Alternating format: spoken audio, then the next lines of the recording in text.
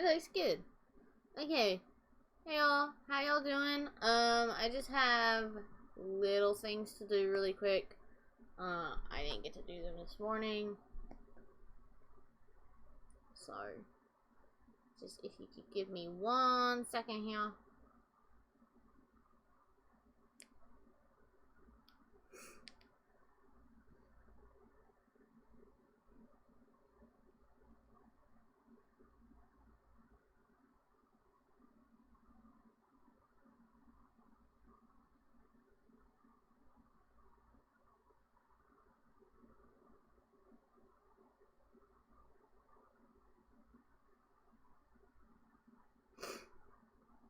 Welcome everyone.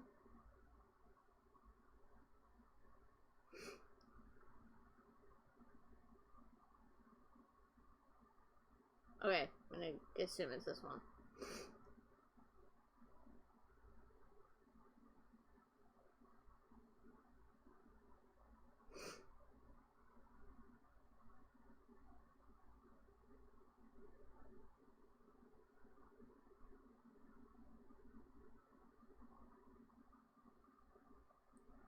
Okay, we should be good to go. Welcome everyone. I hope you're all having a fantastic day, evening, morning. I am running a bit late. I do apologize. My bad. I do have everything ready to go, though. I would show you the book, but I cannot for copyright purposes.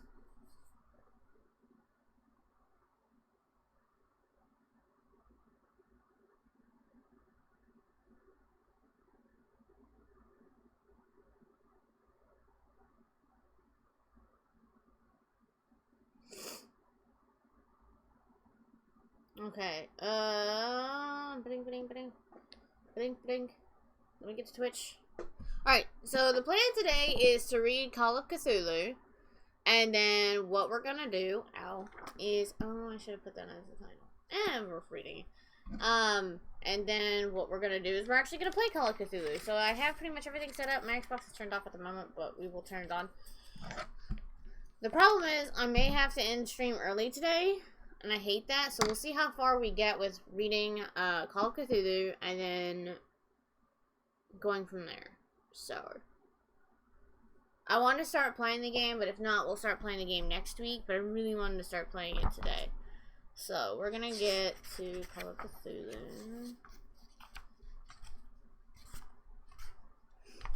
I also have ambient music that I will start here in a second.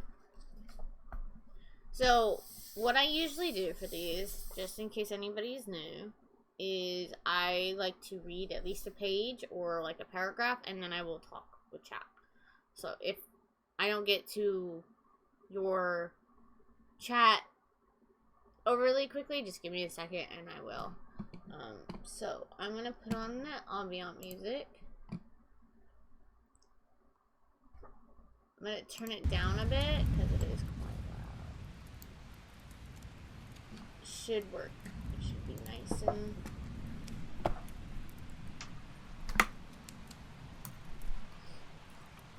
let me see. Oh, I need to hold on. I gotta figure out how to do that so it doesn't echo. Actually, no, I don't think it'll echo. Hold on. Actually, no, I don't think it'll echo. Hold on. Actually, no, I don't think it'll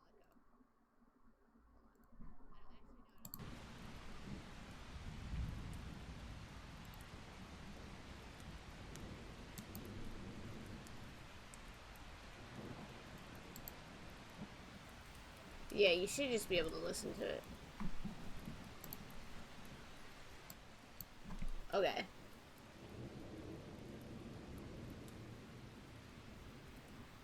I think it's good. I don't think it's too loud if you guys need it a little softer. I did test this yesterday for sound. But yeah, just let me know if it's too loud or anything like that. But here we go. The Call of Cthulhu. Okay. I gotta look up here. I only have a lamp for this. Found among the papers of the late Francis Wayland Thurston of Boston.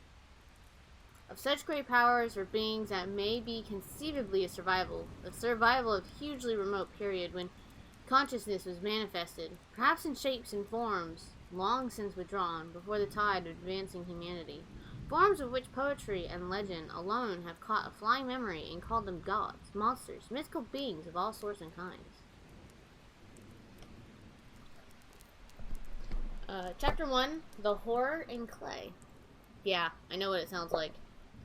The most merciful thing in the world, I think, is the ability of the human mind to correlate all its contents. We live on a placid island of ignorance in the midst of black seas of infinity, and it was not meant that we should voyage far. The sciences, each straining in its own direction, have harmed us little. But someday the piecing together of disassociated knowledge will open up such terrifying vistas of reality and of our frightful position therein, that we shall either go mad from the revelation or flee from the deadly light into the peace and safety of a new dark age. Hold on just a second, chat.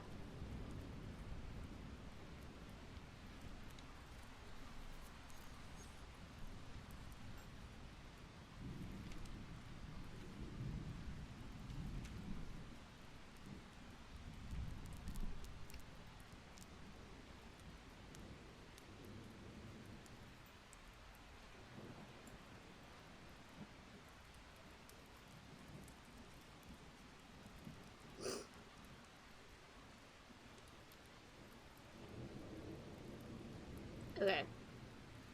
Let's see. I don't even know how to say that. We're gonna Google this word. I want to know what it is. I don't have like a dictionary on hand. No, I haven't been in college in many years.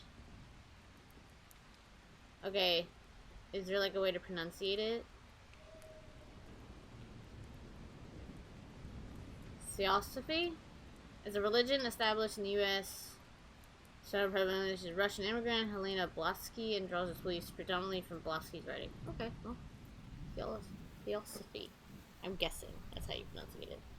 Theosophists have guessed at the awesome grandeur of the cosmic cycle wherein our world and human race from transient incidents. They have hinted at strange survivals in terms which would release the blood, if not masked by a bland optimism.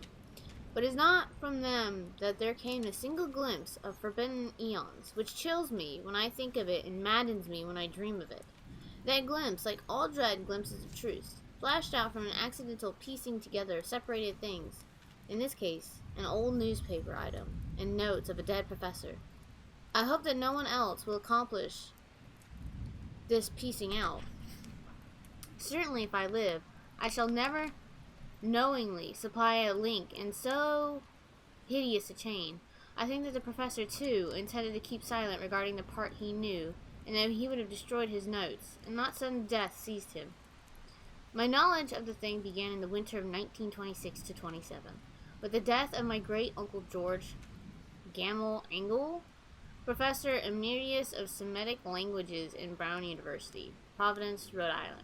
Professor Engel was widely known as an authority on ancient inscriptions, and had frequently been resorted to by the heads of prominent museums, so that his passing at the age of 92 may be recalled by many. Locally, interest was intensified by the obscurity of the cause of death. The professor had been stricken whilst returning from the Newport boat, falling suddenly, as witnesses said, after having been jostled by a nautical-looking man who had come from one of the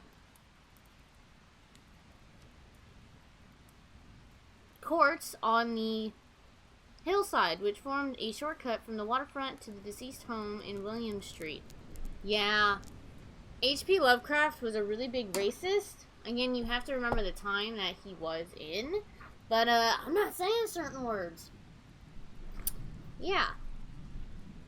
Yeah. This is fine. Physicians were unable to find any visible disorder, but concluded, after perplexed debate, that some obscure lesion of the heart, induced by the brisk, ascent of so steep a hill by so elderly a man was responsible for the end. At the time, I saw no reason to dissent from this explanation, but latterly I inclined to wonder, and more than wonder. As my great-uncle's heir and executor, for he died a childless widower, I was expected to go over his papers with some thoroughness, and for that purpose moved his entire set of files and boxes to my quarters in Boston. Much of the material which I correlated will be later published by the American Archaeological Society, but there was one box which I found exceedingly puzzling, and which I felt more averse from showing to other eyes. It had been locked, and I did not find the key till it occurred to me to examine the personal ring which the professor carried always in his pocket. Then indeed I succeeded in opening it, but when I did, so seemed only to be confronted by a greater and more closely locked. Hold on, I'm curious. Are we playing Call? Oh no, we need to be reading. Hold on, we need to be in the reading stream. We're playing Call of Cthulhu the game. What am I doing? What am I doing, chat? What am I doing? I just realized that. Oops. They have a reading simulator? I mean, I guess.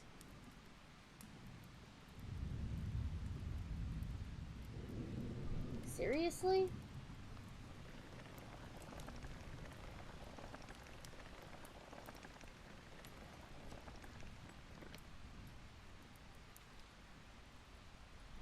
I thought we had a reading category.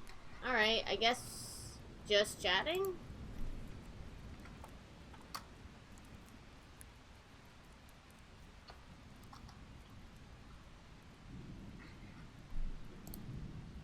Move myself to the right place. And then, yeah. Okay, now we're in the right place. I was wondering, I was like, wait.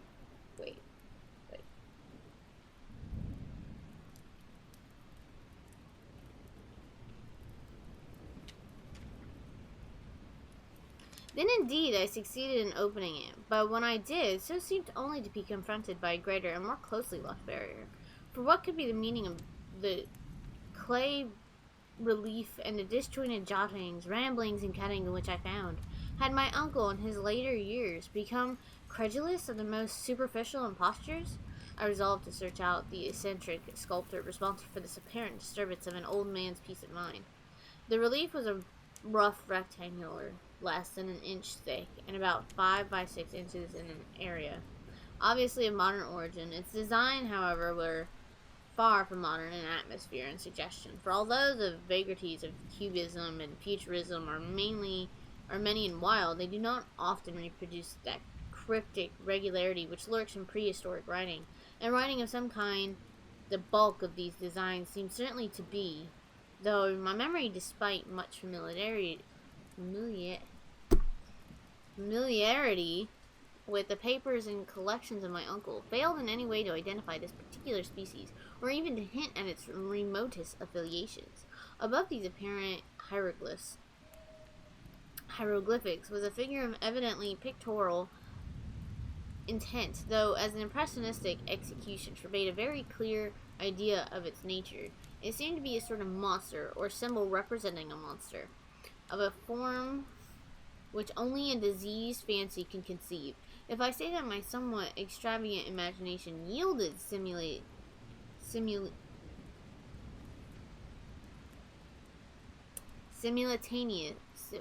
pictures of an octopus, a dragon, and a human caricature, shall not be unfaithful to the spirit of the thing. A pulpy, tentacled head surmounted a grotesque and scaly body with rudimentary wings, but it was the general outline of the whole which made it most shockingly frightful. Behind the figure was a vaguely suggestion of a cyclopean architectural background. The writing accompanying this oddity was aside from a stack of press cuttings in Professor Agnell's most recent hand, and made no pretense to literary style. What seemed to be the main document was headed Cthulhu Cult. Oh, good. In characters painstakingly printed to avoid the earnest reading of a word so unheard of. The manuscript was divided into 2 sections, the first of which was headed 1925, Dream and Dream Work of H.A. Wilcox, 7 Thomas St. Providence, Rhode Island, and the second, narrative of Inspector John R. DeGrasse, 121 Bentonville Street, New Orleans, Louisiana, at 1908 AAS. Notes on same and Professor Webb's account.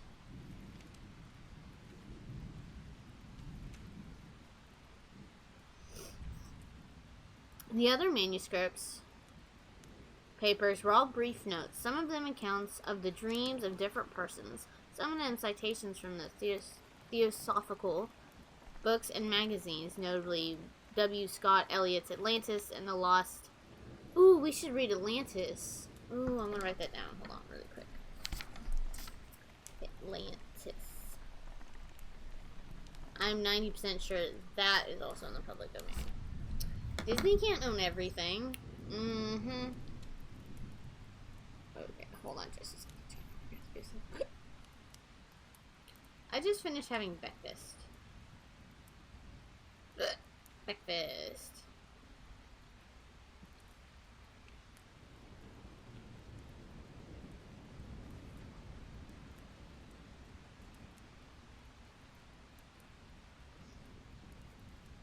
Okay.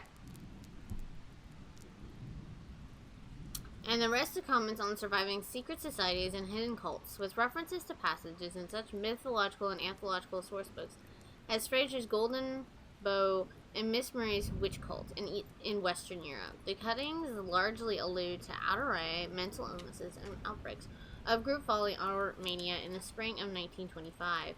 The first half of the principal manuscript told a very peculiar tale. It appears that on March 1st, 1925, a thin young man of neurotic and excited aspect had called upon Professor Agnell, bearing the singular clay relief, which was then exceedingly damp and fresh. His card bore the name of Henry Anthony Wilcox, and my uncle had recognized him as the youngest son of an excellent family slightly known to him, who had latterly been studying sculpture at the Rhode Island School of Design, and living alone at the Fleur de Lis building near that institution. Wilcox had precarious use of known genius but great eccentricity, and from childhood excited attention through the strange stories and odd dreams he was in the habit of relating. He called himself physically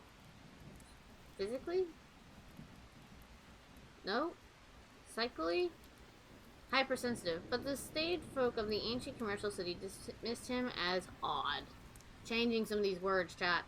Never mingling much with his kind, he had dropped gradually from social visibility and was now known only to a small group of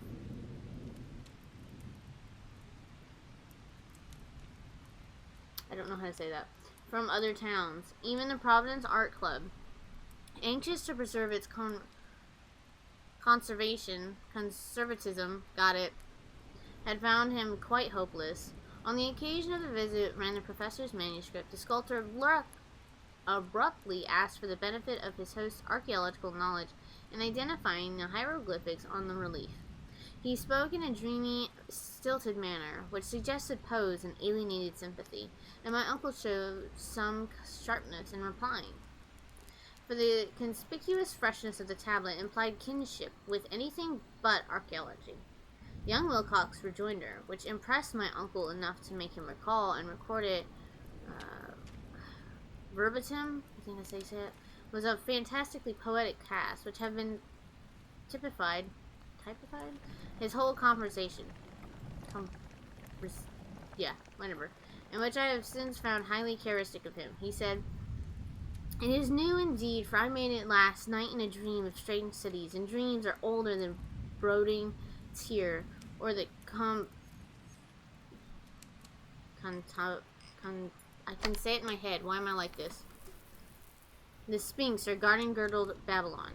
It was then he began that rambling tale when suddenly played upon a sleeping memory and won the fevered interest of my uncle. There had been a slight earthquake tremor the night before, the most considerable felt in New England for some years, and Wilcox's imagination had been keenly affected. Upon retiring, he had an unprecedented dream of great cyclopean cities, of Titan blocks and sky-flung monoliths, all dripping with green ooze and sinister with Latin horror. Hieroglyphics had covered the walls and pillars, and from some undetermined point of view, or undetermined point below, had come a voice that was not a voice, a chaotic sensation which only fancy could transmute into sound. But when he attempted to render by the almost unpronounceable jumble of letters, Cthulhu, bunch of letters, that's all I got. This verbal jumble was the key to the recollection, which excited and disturbed Professor Engel. He questioned the sculptor with scientific minuteness, and studied with almost frantic intensity the relief on which the youth had found himself working, chilled and clad only in the night clothes, when waking had stolen bewildering over him. My uncle blamed his old age, Wilcox afterwards said, for his slowness in recognizing both hieroglyphics and pictorial design. Many of his questions seemed highly out of place to his visitor, especially those which tried to connect the latter with strange culture societies. And Wilcox could not understand the repeated promises of silence when he was offered in exchange for an admission of membership in some widespread, mythical or paganly religious body. When Professor Engel,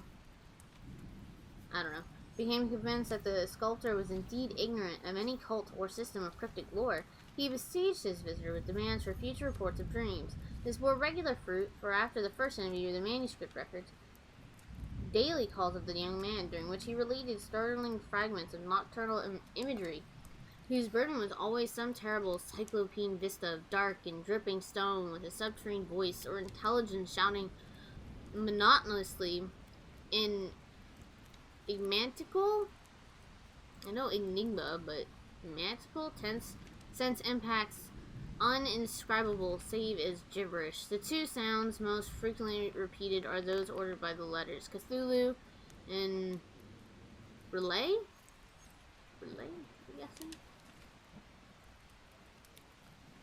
On March 23rd, the manuscript continued. Wilcox failed to appear, and inquiries at his quarters revealed that he had been stricken with an obscure sort of fever and taken to the home of his family in Waterman Street. He had cried out in the night, arousing several other artists in the building, and had manifested since then only alterations of unconsciousness and delirium. My uncle at once telephoned the family, and from that time forward kept close watch of the case, calling often at the Thayer Street office of Dr. Toby, whom he learned to be in charge. The youth's mind apparently was dwelling on strange things, and the doctor shuddered now and then as he spoke of them. They included not only a repetition of what he had formerly dreamed, but touched wildly on a gigantic thing miles high, which walked or lumbered about.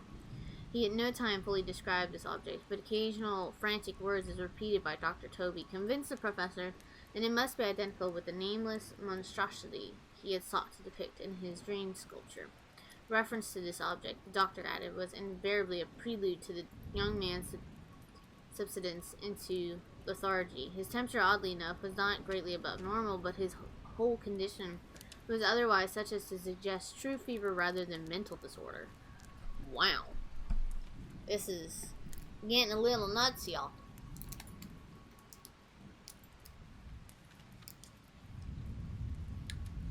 Hold on, I'm gonna take a quick water break. How y'all doing today, chat?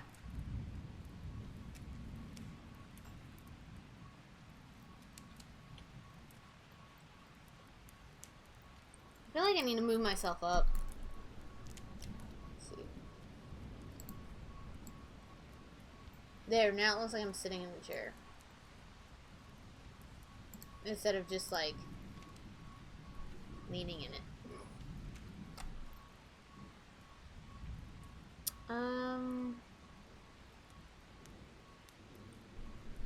Okay. On April 2nd at about 3 p.m., every trace of Wilcox's malady suddenly ceased. He sat upright in bed, astonished to find himself at home and completely ignorant of what had happened in dream or reality since the night of March 22nd. Pronounced well by his physician, he returned to his quarters in 3 days, but to Professor Engel he was of no further assistance. All trace of strange dreaming had vanished with his recovery, and my uncle kept no record of his night thoughts after a week of pointless and irrelevant accounts of thoroughly usual visions. He had the first part of the manuscript ended, but references to certain of the scattered notes gave me much material for thought. So much, in fact, that only the ingrained skepticism then forming my philosophy can account for my continued distrust of the artist. The notes in question were those descriptive of the dreams of various persons covering the same period as that in which young Wilcox had had his strange visitations. My uncle, it seems, had quickly instituted a prodigy, far-flung body of inquiries amongst nearly all the friends whom he could question, without impertinence, asking for nightly reports of their dreams, and the dates of any notable visions for some time past. For the reception of his request seems to have been varied, but he must, at the very least, have received more responses than any ordinary man could have handled without a secretary. This original correspondence was not preserved, but his notes formed a thorough and really significant digest. Average people in society and business, New England's traditional salt of the earth, gave an almost completely negative result, though scattered cases of uneasy but formless nocturnal impressions appear here and there, always between March 23rd and April 2nd, the period of young Wilcox's delirium. Scientific men were little more affected, though 4 cases of vague description suggest fugitive glimpses of strange landscapes. And in one case, there is mention of dread, something abnormal. It was from the artists and poets that the pertinent answers came, and I know that panic would have broken loose had been able to compare notes, as it was lacking their original letters. I half suspected the compiler of having asked leading questions or of having edited the correspondence in corroboration of what he had latently resolved to see. That is why I continue to feel that Wilcox somehow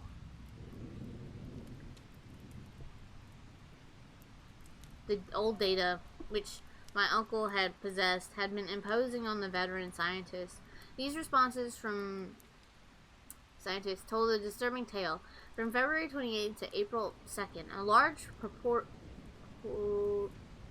proportion of them had dreamed very bizarre things. The intensity of the dreams only immeasurably the stronger during the period of the sculptor's delirium. Over a fourth of those who reported anything reported scenes and half sounds not unlike those which Wilcox had described, and some of the dreamers confessed acute fear of the gigantic nameless thing visible toward the last. One case, which the note described with emphasis, was very sad. The subject, a widely known architect with learnings toward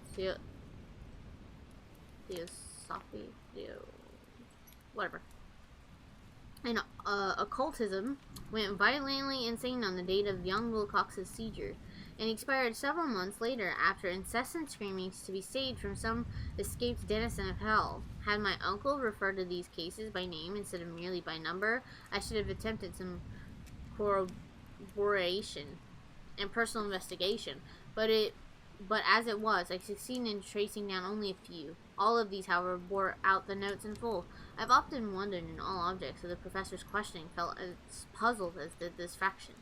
It is well with that no explanation shall ever reach them. The press cuttings, as I have initiated, I'm sorry I read that wrong. The press cuttings, as I have intimated, touched on cases of panic, mania, eccentricity during the given period. Professor Agnell must have employed a cuttings bureau for the number of extracts was tremendous and the sources scattered throughout the globe. Here was a nocturnal suicide in London, where a lone sleeper had leapt from a window after a shocking cry. Here, likewise, a rambling letter to the editor of a paper in South America, where a frantic deduces a dire future from visions he has seen. A dispatch from California describes the Theosophist colony as donning white robes en masse for some glorious fulfillment which never arrives, whilst items from India speak guardedly of a serious native unrest toward the end of March. Voodoo. Okay, well, I guess we're going to say this one. Voodoo orgies multiply in Haiti, and African outposts report ominous mutterings. American officers in the Philippines find certain tribes bothersome about the time, and New York policemen are mobbed by hysterical Levantines on the night of March 22nd, 23rd. The west of Ireland, too, and full of wild rumor and legendary, the fantastic painter named Ardos Bonnet hangs a blasphemous dream landscape in the Paris Spring Salon of 1926. And so numerous are the recorded troubles in insane asylums, and only a miracle can have stopped the medical fraternity from noting strange parallelisms and drawing mystified conclusions. A weird bunch of cuttings, all told, and I can, at this date, scarcely envision the callous rationalism with which I set them aside. But I was then convinced that young Wilcox had known the older matters mentioned by the professor. And that ends chapter 1.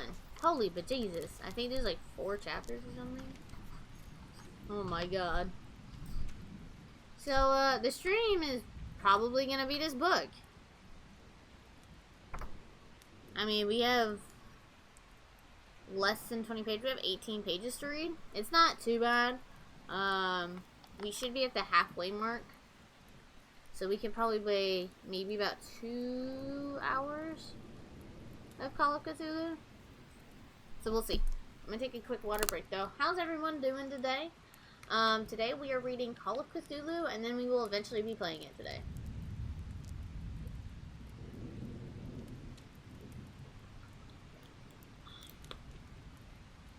This was a sub goal that we reached. Every time that we keep 5 subs, we get to read for that month. Alright, there's like sleep in my eye. There we go. Whew. Alright. But yeah, like I said, there's only there's 30 chapters in this book, but it's really long. Sorry. Hold on. Chapter 2. The Tale of Inspector Legrosse. The older matters which had made the sculptor's dream and relief so significant to my uncle formed the subject of the second half of his long manuscript. Once before, it appears, Professor Agnell had seen the hellish outlines of the nameless monstrosity, puzzled over the unknown hieroglyphics, and heard the ominous symbols which can be rendered only as Cthulhu. And all this in so stirring and horrible a connection that it is small wonder he pursued young Wilcox with queries and demands for data. The earlier experience had come in 1908, 17 years before, when the American Archaeological Society held its annual meeting in St. Louis. Professor Agnell, as befitted one of the authorities and attainments, had had a prominent part in all the deliberations and was one of the first to be approached by the several outsiders who took advantage of the convocation to offer questions for correct answering and problems for expert solution.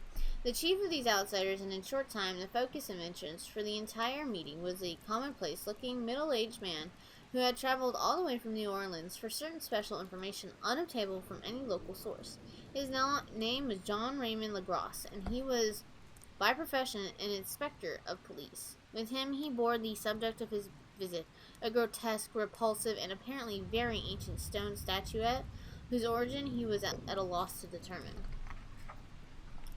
It must not be fancied that Inspector Legrosse had the least interest in archaeology. On the contrary, his wish for enlightenment was prompted for purely professional considerations. The statuette, idol, fetish, or whatever it was, had been captured some months before in the wooded swamp south of New Orleans during a raid on a supposed voodoo meeting, and so singular and hideous were the rites connected with it that the police could not but realize that they had stumbled on a dark cult, totally unknown to them, and definitely more diabolic than even the worst of the voodoo circles. Of its origin, apart from the erratic and unbelievable tales extorted from the captured members, absolutely nothing was to be discovered. Hence the anxiety of the police for any antiquarian lore which might help them to place a frightful symbol and through it track down the cult to its fountainhead. Inspector Legrosse was scarcely prepared for the sensation which his offering created. One side of the thing had been enough to throw the assembled men into science into a state of tense excitement, and they lost no time in crowding around him to gaze at the figure whose utter strangeness and air of genuality abysmal antiquity hinted so potently at unopened and archaic vistas. No recognized school of sculpture had animated this terrible object, yet centuries and even thousands of years seemed recorded in its dim and greenish surface of unplaceable stone. The figure, which was finally passed slowly from man to man for close and careful study, was between 7 and 8 inches in height, and of exquisitely artistic workmanship. It represented a monster vaguely anthropoid outline, but with an octopus-like head whose face was a mass of feelers, a scaly, rubbery-looking body, prodigious claws on hind and forefeet. What? He had claws? Ew! And long, narrow wings behind. This thing, which seemed instinct with a fearsome and unnatural, malignancy, I tried that, was of somewhat bloated corpulence, and squatted evilly on a rectangular block, or pedestal, covered with undecipherable characters. The tips of the wings touched the back edge of the block. The sea occupied the center, whilst the long curved claws of the doubled-up, crouching hind legs gripped the front edge, and extended a quarter of the way down toward the bottom of the pedestal. The octopus head was bent forward, so that the end of the facial feelers brushed the back's huge forepaws, which clasped the croucher's elevated knees. The aspect of the whole was abnormally lifelike, and the more subtly fearful because its source was so totally unknown. Its vast, awesome, and incalculable age was unmistakable, yet not one link did it show with any known type of art belonging to civilization's youth, or indeed to any other time. Totally separate and apparent, its very material was a mystery, for the soapy, greenish black stone with its golden or iridescent flakes resembled nothing familiar to geology or mineralogy. The characters along the base were equally baffling, and no member present, despite a representation of half the world's expert learning in this field, could form the least notion of even the remotest linguistic kinship.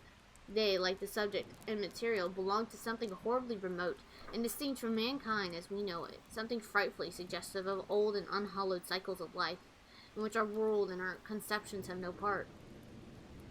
And yet, as the members severally shook their head and confessed defeat at the inspector's problem, there was one man in the gathering who suspected a touch of bizarre familiarity in the monstrous shape and writing, and who presently told with some diffidence of the old trifle he knew. The person was the late William Channing Webb, professor of anthropology in the Princeton University, an explorer of no slight note. Professor Webb had been engaged 48 years before in a tour of Greenland and Iceland in search of some runic inscriptions which he failed to unearth, and whilst high up on the West Greenland coast had encountered a singular tribe or cult of degenerate Eskimos, whose religion, a curious form of devil worship, chilled him with the deliberate bloodthirstiness and repulsiveness. It was a faith of which other Eskimos knew little, and which they mentioned only with shudders, saying that it had come down from horribly ancient eons, before ever the world was made. Besides nameless rites and human sacrifices, there were certain hereditary rituals addressed to a supreme elder devil, or I don't know how to say that. And of this, Professor Webb had taken a careful phonetic copy from an aged or wizard priest. We'll go with that, because I can't say it.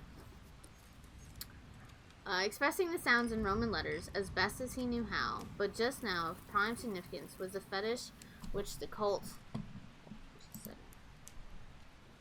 Okay, we're good. We said about 30 minutes.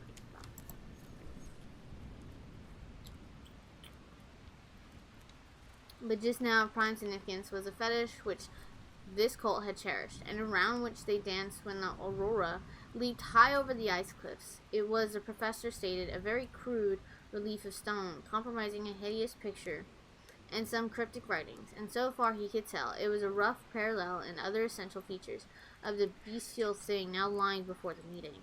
This data, received with suspense and astonishment by the assembled members, proved doubly exciting to Inspector Legros, and he began at once to ply his informant with questions. Having noted and copied an oral ritual among those swamp cult worshippers his men had arrested, he besought the professor to remember as best as he might the symbols taken down amongst the diabolist Eskimos. There then followed an exhaustive comparison of details, and a moment of really awed silence when both detective and scientist agreed on the virtual identity of the phrase common to the two hellish rituals. So many worlds of distance apart, what in substance both the Eskimo wizards and the Louisiana swamp priests had chanted to their kindred idols, was something very like this. The word divisions. Oh, I'm not pronouncing any of that. Being guessed at from the traditional breaks and the phrase is chanted aloud.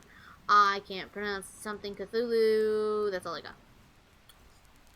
Legros had 1 point in advance of Professor Webb for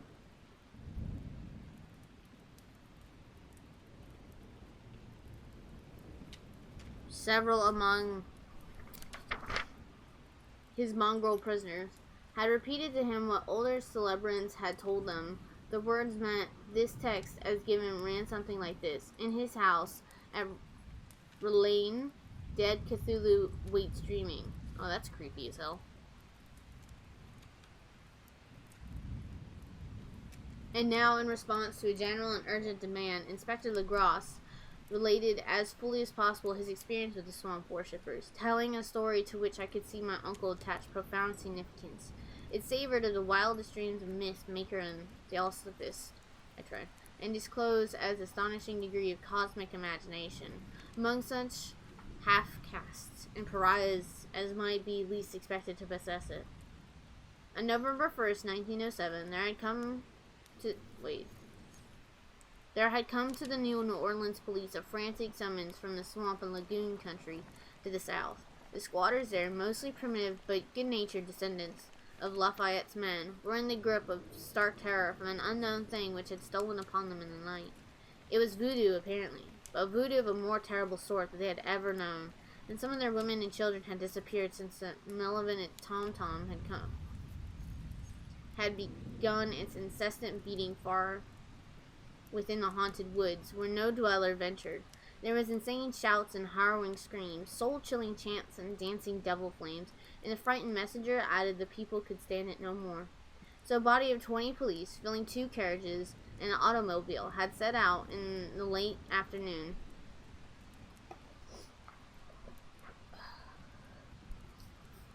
Excuse me.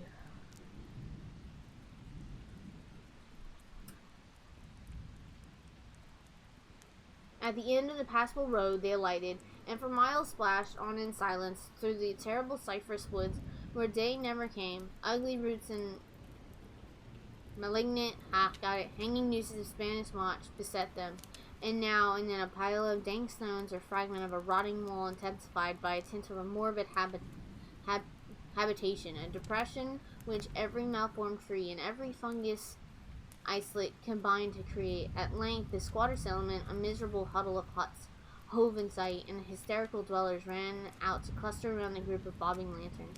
The muffled beat was now faintly audible far, far ahead, and a curdling hold on, I'm curious about something.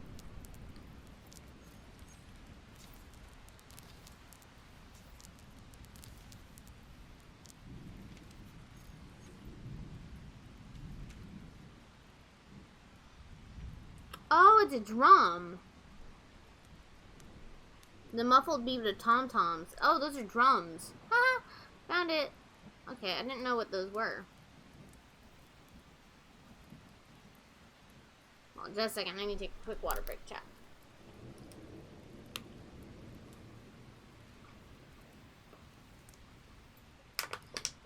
Oh, how y'all doing, chat?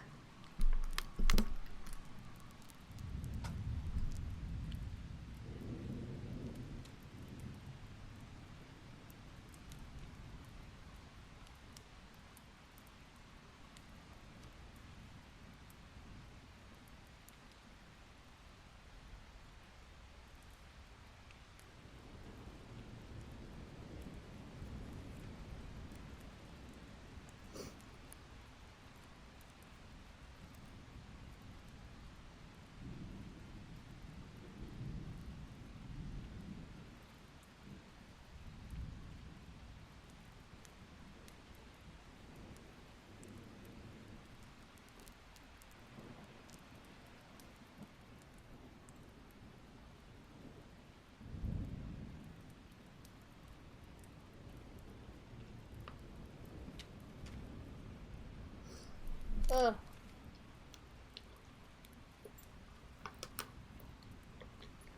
So what we're gonna do is we're gonna read Call of Cthulhu. We only have about 16 more pages. And we're only almost about an hour in the stream, so it should only take maybe about another half hour. And then we will actually, I'll pop onto my Xbox. Everything should already be set up. And then we can just play Call of Cthulhu for the rest of stream.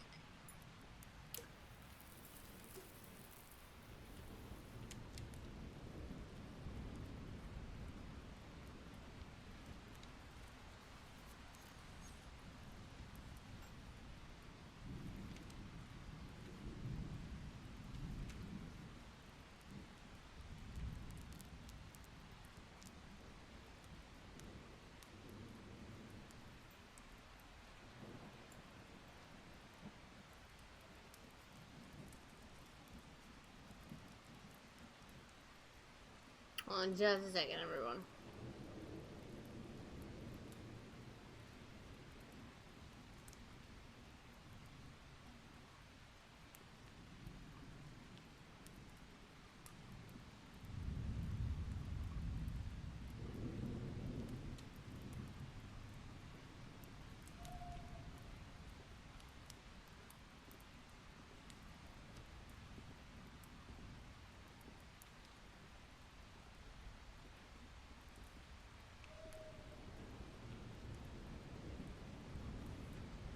Okay. Now I have to go, sorry. Okay, so tom-toms are like, I didn't realize what they were called because I didn't take band or anything in high school. So tom-toms are those like little drums, like the drummer boy carried. That's the drum. I didn't realize that. I didn't know that either. So, all right, back to chat. Sorry about that. Okay. Now faintly audible, far ahead, and okay. Whew. Now back to the story. And a curling street came at infrequent intervals when the wind shifted. A reddish glare, too, seemed to filter through the pale undergrowth beyond endless avenues of forest night. Reluctant even to be left alone again, each one of the cowed squatters refused point-blank to advance another inch toward the scene of unholy worship. So Inspector Legross and his 19 colleagues plunged on unguided into arcades of horror that none of them had ever trod before. The region now entered by the police was one of traditionally evil repute, substantially unknown and untraversed by men. There were legends of hidden lake unglimpsed by mortal sight, in which dwelt a huge, formless,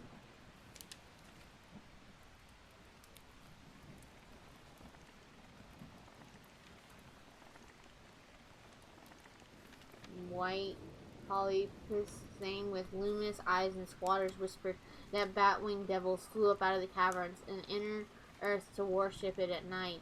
They said it had been there before Iberville, before LaSalle, before the Indians, and before even the wholesome beasts and birds of the woods. It was nightmare itself, and to see it was to die, but it made men dream, and so they knew enough to keep away. The present voodoo orgy was indeed on the merest fringe of this abhorrent area, and yet location was bad enough. Hence, perhaps the very place of the worship had terrified the squatters, more than the shocking sounds and incidents.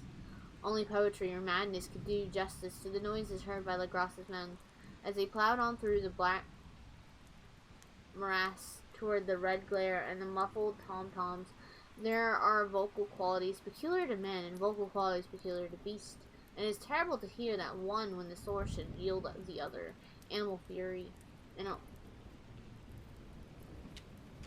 I don't know how to say that. License here worship themselves to demonic heights by howls and squawking ecstasies that tore and reverberated through those nights and woods like tempests from the gulfs of hell.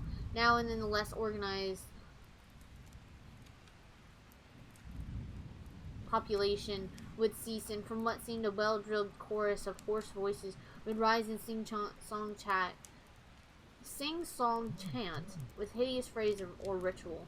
It's the in his house a relay. Dead Cthulhu wakes screaming. Then the men, having reached the spot where the trees were thinner, came suddenly in sight of the spectacle itself. 4 of them reeled, 1 fainted, and 2 were shaken into frantic cry, which the mad cacophony of the orgy fortunately deadened. The grass dashed swamp water on the face of the fainting man, and all stood trembling and nearly hypnotized with horror. In a natural glade of the swamp stood a grassy island, of perhaps an acre's extent, clear of trees and tolerably dry. On this now leaped and twisted a more indescribable horde of human abnormality than any but people could paint. Void of clothing, this hybrid spawn were braying, bellowing, and writhing about a monstrous ring-shaped bonfire, in the center of which, revealed by occasional rifts in the curtain of flame, stood a great granite monolith, some 8 foot in height, on top of which, with its diminutiveness, rested an obnoxious carven statuette. From a wide circle of 10 scaffolds, set up at irregular intervals, with the flame-girt monolith as center hung. Head downward, the oddly mirrored bodies of the helpless squatters who had disappeared. It was inside this circle that the ring of worshippers jumped and roared, the general direction of the mass motion, baying from left to right in endless between the ring of bodies and the ring of fire. It may have been only imagination, it may have only been echoes, which induced one of the men, an excitable Spaniard, to fancy he heard responses to the ritual from some far and unilluminated spot deeper within the... And there goes my mic. Okay.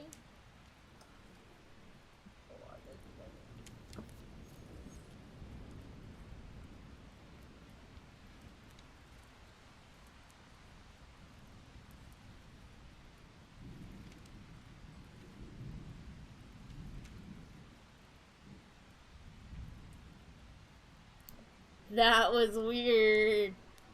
My mic just fell. That's weird. That was weird.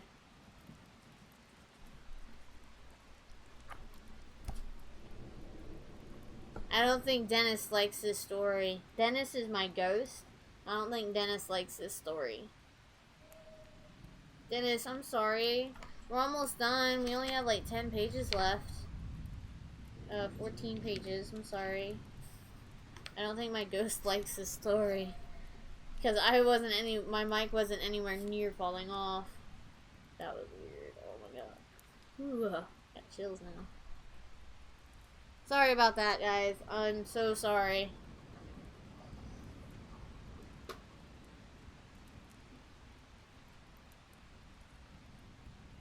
Bank. Okay, I'm banking some cold. Whew. That was weird. Oh, that was weird.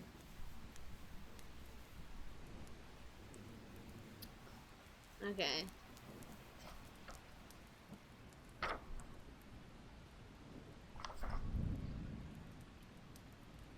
Okay.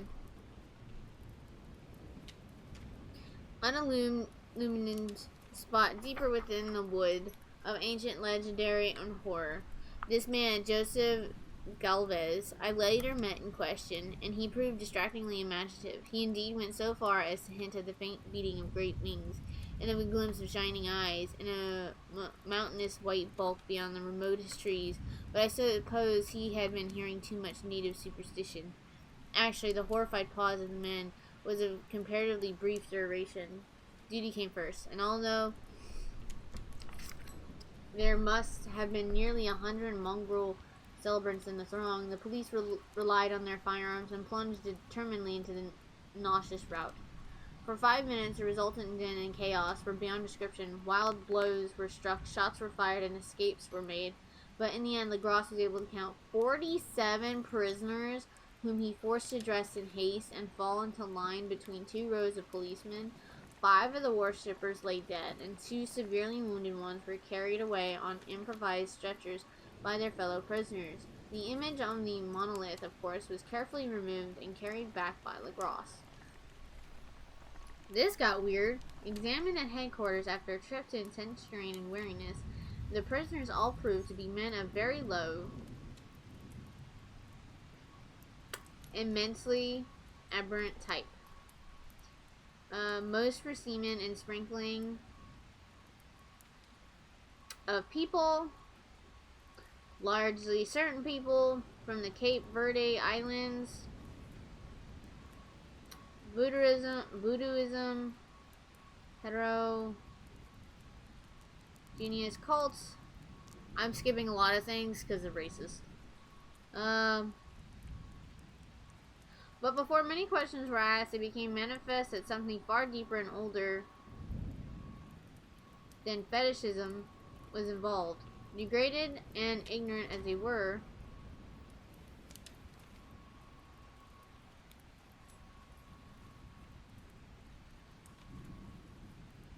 yep, just gonna skip all that.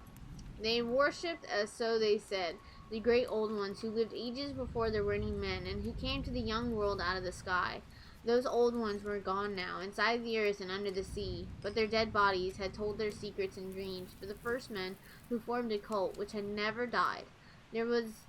This was that cult, and the prisoners said it had always existed and always would exist, hidden in distant wastes and dark places all over the world until the time when the great priest Cthulhu, from his dark house in the mighty city of Relay, under the waters, should rise and bring the earth again beneath his sway. Someday he would call, when the stars were ready, and the secret cult would always be waiting to liberate him.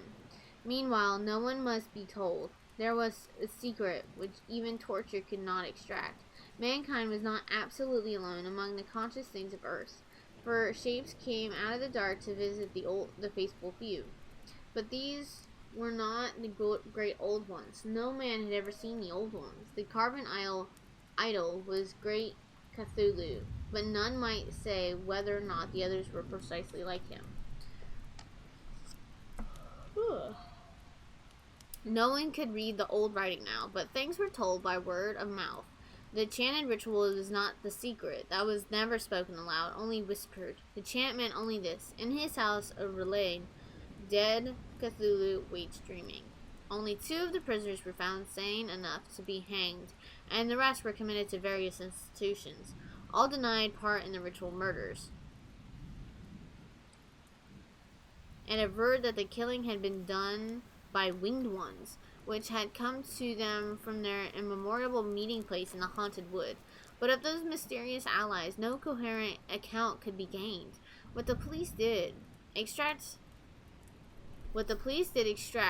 came mainly from an immensely aged man named Castro, who claimed to have sailed to strange ports and talked with undying leaders of the cult in the mountains of China. Who was the guy from the first story we read? Because he too was a sailor. Dagoon.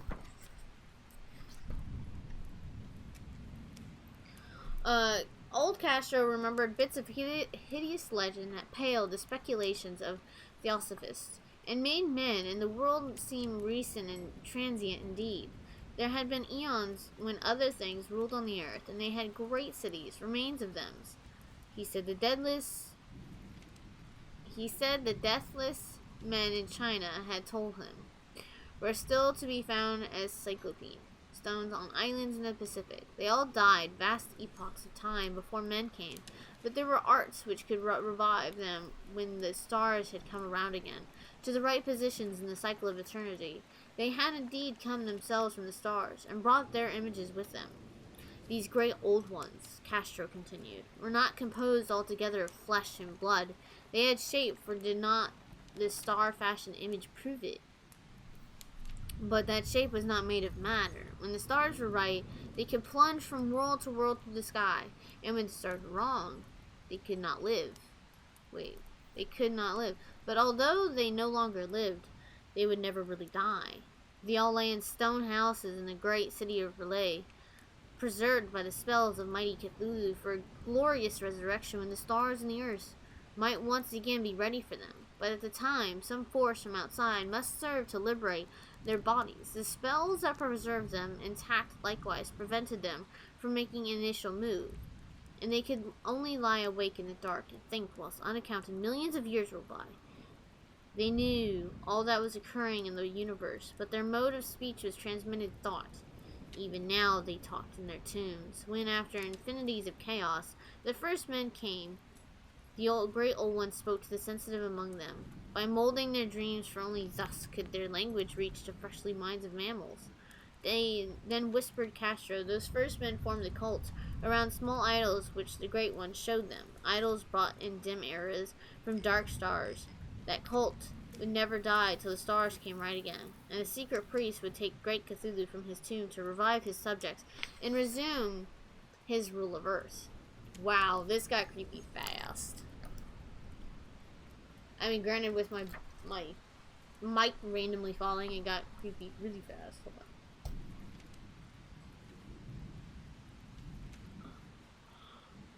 Okay, hold on, I need to check something. Okay, we're gonna put this on BP.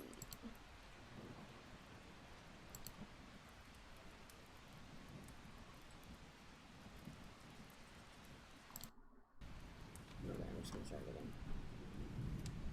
Hey, Cheeky, how you doing? I'm gonna take a quick water break before we continue.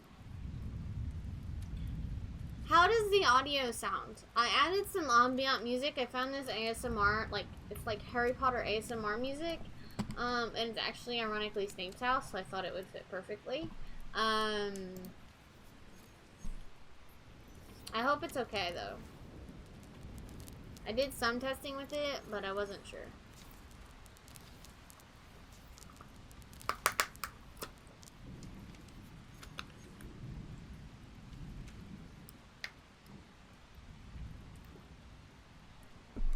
My singing voice? Oh. I don't sing. I sound like a potato. Ugh. Sorry about that. I'm a little sleepy. So it's fine. It's fine though. It's fine. Oh, excuse me. I sing Baby Shark perfectly. Well, you know. I sing that song a lot.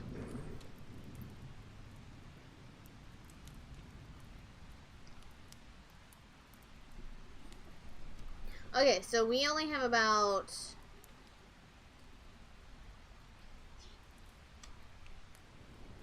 We only have 10 more pages left. And then we will actually play Call of Cthulhu. Hey, Big, how you doing? How y'all doing today? Okay, I'm gonna finish this paragraph and then I will catch up with y'all.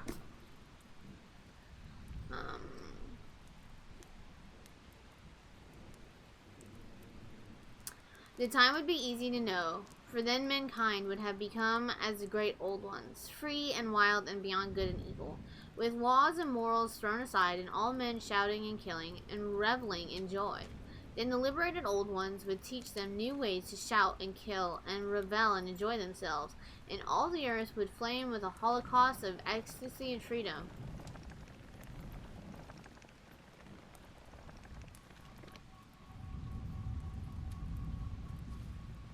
I'm not going to say that's already happened, but that's kind of already happened several times. What is this? Okay. Thank you, Cheeky. Meanwhile, the cult, by appropriate rites, must keep alive the memory of those ancient ways and shadow forth the prophecy of their return. In the elder time, chosen men had talked with the entombed old ones in dreams, but then something had happened. The great stone relay, with its monoliths and... I know how to say it. Okay, whatever. Had sunk beneath the waves and the deep waters, full of the one primal mystery through which not even thought can pass. Had cut off the spectral intercourse. Yeah, I said that. But memory never died, and High Priest said that the city would rise again when the stars were bright. Then came out of earth the spirits of earth, moldy and shadowy, and full of dim rumors, picked up in caverns beneath forgotten sea bottoms. Both of them old Castro dared not speak much. He cut himself off hurriedly, and no amount of persuasion or subtlety could elicit more in this direction. The size of the old ones, too, he curiously declined to mention. Of the colt, he said that the center lay amid the pathless deserts of Arabia, the city of pillars, dreams hidden untouched. It was not allied to the European witch cult, and was virtually unknown beyond its members. No book had ever hinted at it, though the deathless men in China said that there were double meanings in the Hold on. 2 words. Necronomicon of the era of the Mad Abdul al-Hazred. I'm sorry if I butchered any of these. Which the initiated might read as they chose, especially the much discussed couplet. That is not dead which can internal lie, and with strange eons even death may die. The grass, deeply impressed and not a little bewildered, had inquired in vain concerning the historic affiliations of the cult. Castro apparently had told the truth when he said that it was wholly secret. The authorities at Tulane University could shed no light upon either cult or image. And now the detective had come to the highest authorities in the country and met with no more than the Greenland tale of Professor Webb. The feverish interest aroused at the meeting by Legras's tale corroborated, I'm getting there, as it was by the statuette, is echoed in the subsequent correspondence of those who attended, although scant mention occurs in the formal publications of the society. Caution is the first care of those accustomed to face occasional imposture. Legras for some time lent the image to Professor Webb, but at the latter's death it was returned to him and remains in his possession, where I viewed it not long ago. It is truly a terrible thing, and unmistakably akin to the dream sculpture of young Wilcox.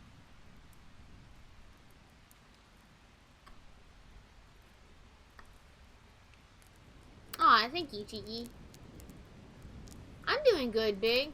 A little sleepy, but then again, my boyfriend and I, we were up until 4 in the morning playing Sea of Thieves.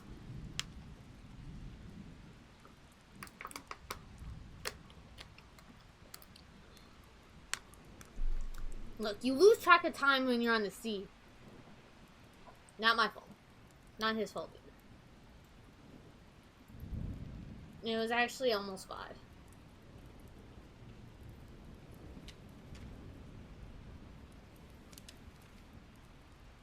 Is it? I have no idea. I'm just being super, like, careful because Lovecraft was, again, you have to remember this is back in the 1920s, but he was super racist.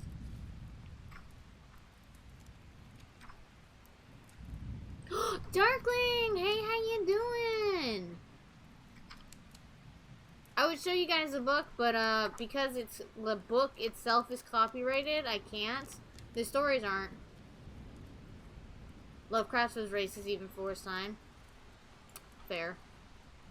Fair. Yeah, I'm being like super careful and I'm like, nope, that's super racist. Moving on. Next paragraph. Summarizing in better terms. But how you doing, Darkling?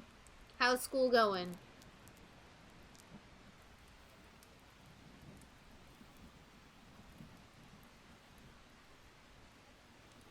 Are you serious? Other racist people from his time asked him to tone down the racism?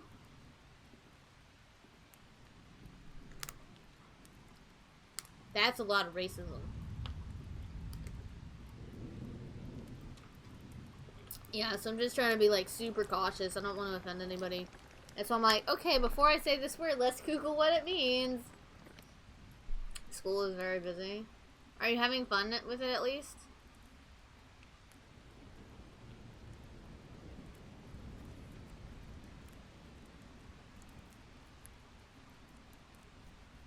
Okay. Alright, gonna get to the next page and then I'll catch up with chat.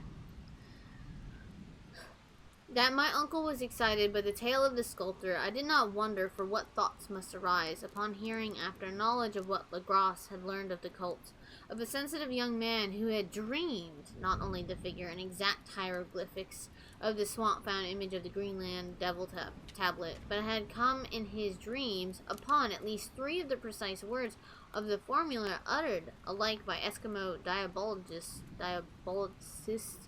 and mongrel Louisianian. What? Alright. Louisianians? Oh, that's not even how, okay. Professor Agnell's instant start on an investigation of the utmost thoroughness was immense.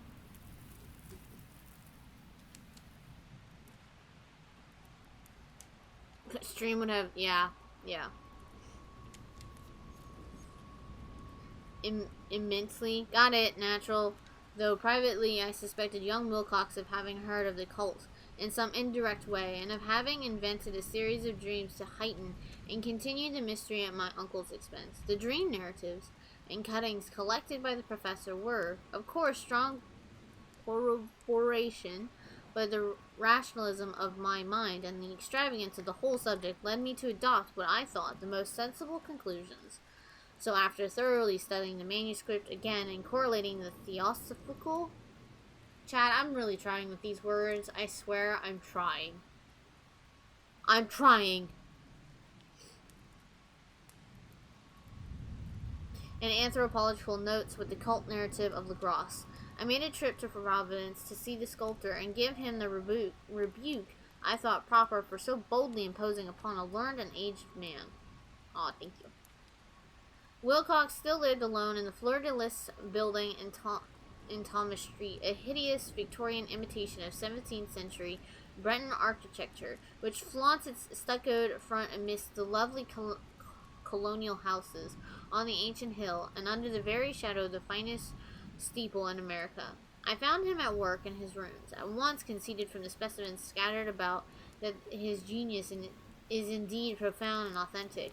He will, I believe, sometime, he heard from, as one of the great descendants, for he has crystallized in clay, and will one day mirror in marble those nightmares and fantasies which Arthur Machen evokes in prose, and Clark Aston Smith makes visible in verse and in painting. Dark, frail, and somewhat unkempt in aspect, he turned languidly at my knock and asked me my business without rising. When I told him who I was, he displayed some interest, for my uncle had excited his curiosity in probing his strange dreams, yet had never explained the reason for the study. I did not enlarge his knowledge in this regard, but sought with some subtlety to draw him out. In a short time I became convinced of his absolute sincerity, for he spoke of his dreams in a manner none could mistake. They and their subconscious I don't know how to say that, had influenced his art profoundly, and he showed me a morbid, they spelled that wrong, morbid statue whose contours almost made me shake with the potency of its suggestion. He could not recall having seen the original of this thing, except in his own dream relief, but the outlines had formed themselves insensibly under the hands. It was no doubt the giant shape he had raved of in delirium, that he really knew nothing of the hidden cult, save from what my uncle's relentless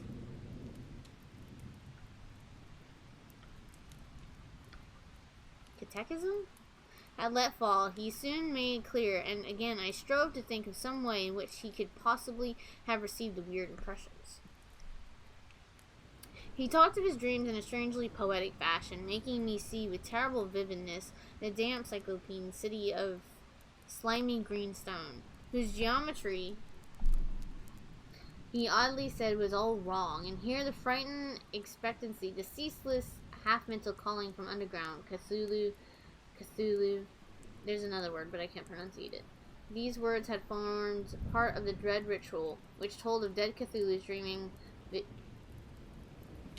vigil in his stone vault at Relay, and I felt deeply moved despite my rational beliefs. Wilcox, I was sure, had heard of the cult in some casual way, and had soon forgotten, and amidst the mass of his equally weird reading and imagining, later by virtue of his sheer impressiveness, had been found subconscious expression in dreams, and the relief in the terrible statue I now beheld, so that his imposture upon my uncle had been a very innocent one.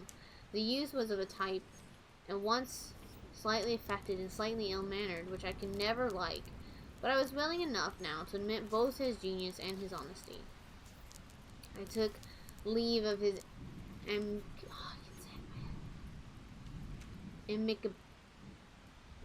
why, brain? Amicably. Got it. Takes me a minute. And wish him all the success his talent promises. The matter of the cult still remained to fascinate me, and at times I had visions of personal fame from researchers into its origin and connections. I visited New Orleans, talked with LaGrosse and others of that old time. Raiding parties saw the frightful image, and even questioned some of the prisoners as still survived. Old Castro, unfortunately, had been dead for some years. What I now heard, so graphically at first hand though, it was really no more than a detailed confirmation of what my uncle had written. Excited me afresh, for I felt sure that I was on the track of a very real, very secret, and very ancient religion, whose discovery would make me the anthropologist of note. My attitude was still one of absolute materialism, as I wish it still were, and I discounted with almost inexplicable perversity the coincidence of the dream notes and odd cuttings collected by Professor Agnell. One thing I began to suspect, and which I now fear I know, is that my uncle's death was far from natural. He fell on a narrow hill street leading up from an ancient waterfront swarming with foreign mongrels after a careless push from a sailor. I did not forget the pursuits of the cult members in Louisiana, and would not be surprised to learn of secret methods and poison needles and ruthless and is anciently known as the cryptic rites and beliefs. LaGrosse and his men, it is true, have been let alone, but in Norway a certain seaman who saw things is dead. Might not the deeper inquiries of my uncle after encountering the sculptor's data have come to sinister ears? I think Professor Agnell died because he knew too much, or because he was likely to learn too much. Whether I shall go as he did remains to be seen, for I have learned much now.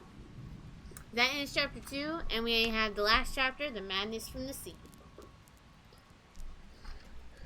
Did I say what chapters we were doing? Chapter 2, chapter 1? I think so. Yeah, I did. Okay. Making sure.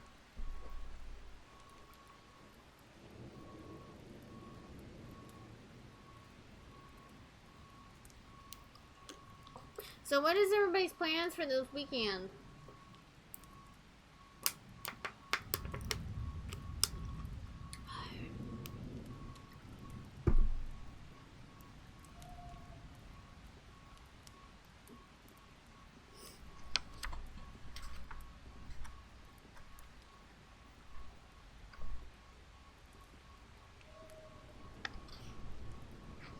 We still have a lot to read. Holy but Jesus. My goodness. You have a group project coming up, so you're meeting with them? Alright, that's fair. Oh no! But didn't you just get that wheelchair? You're planning on chilling and gaming because you have a huge storm coming? Uh-oh. That's frustrating, Darkling. And I hope they send a replacement or they send something, because that's really messed up because you just got that. You have a huge storm coming. Be safe with the storm. I don't think we're getting any storms. I think it's going to be warm for the next couple days, and then I think we're supposed to have a rainstorm, and then it's supposed to just get cold again.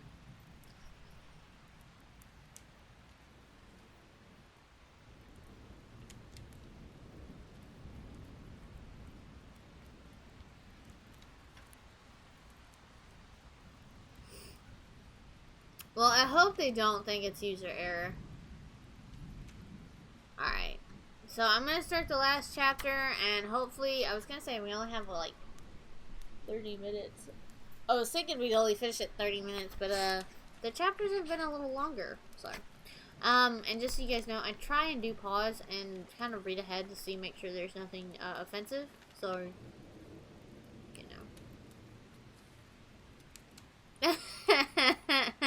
You know, it's fine. It's just hella windy and rain. Oh, we don't get those. I wish we got those. We don't get those. We get like tornadoes. We get like 3 tornadoes, some wind, some rain, thunder, you know, death.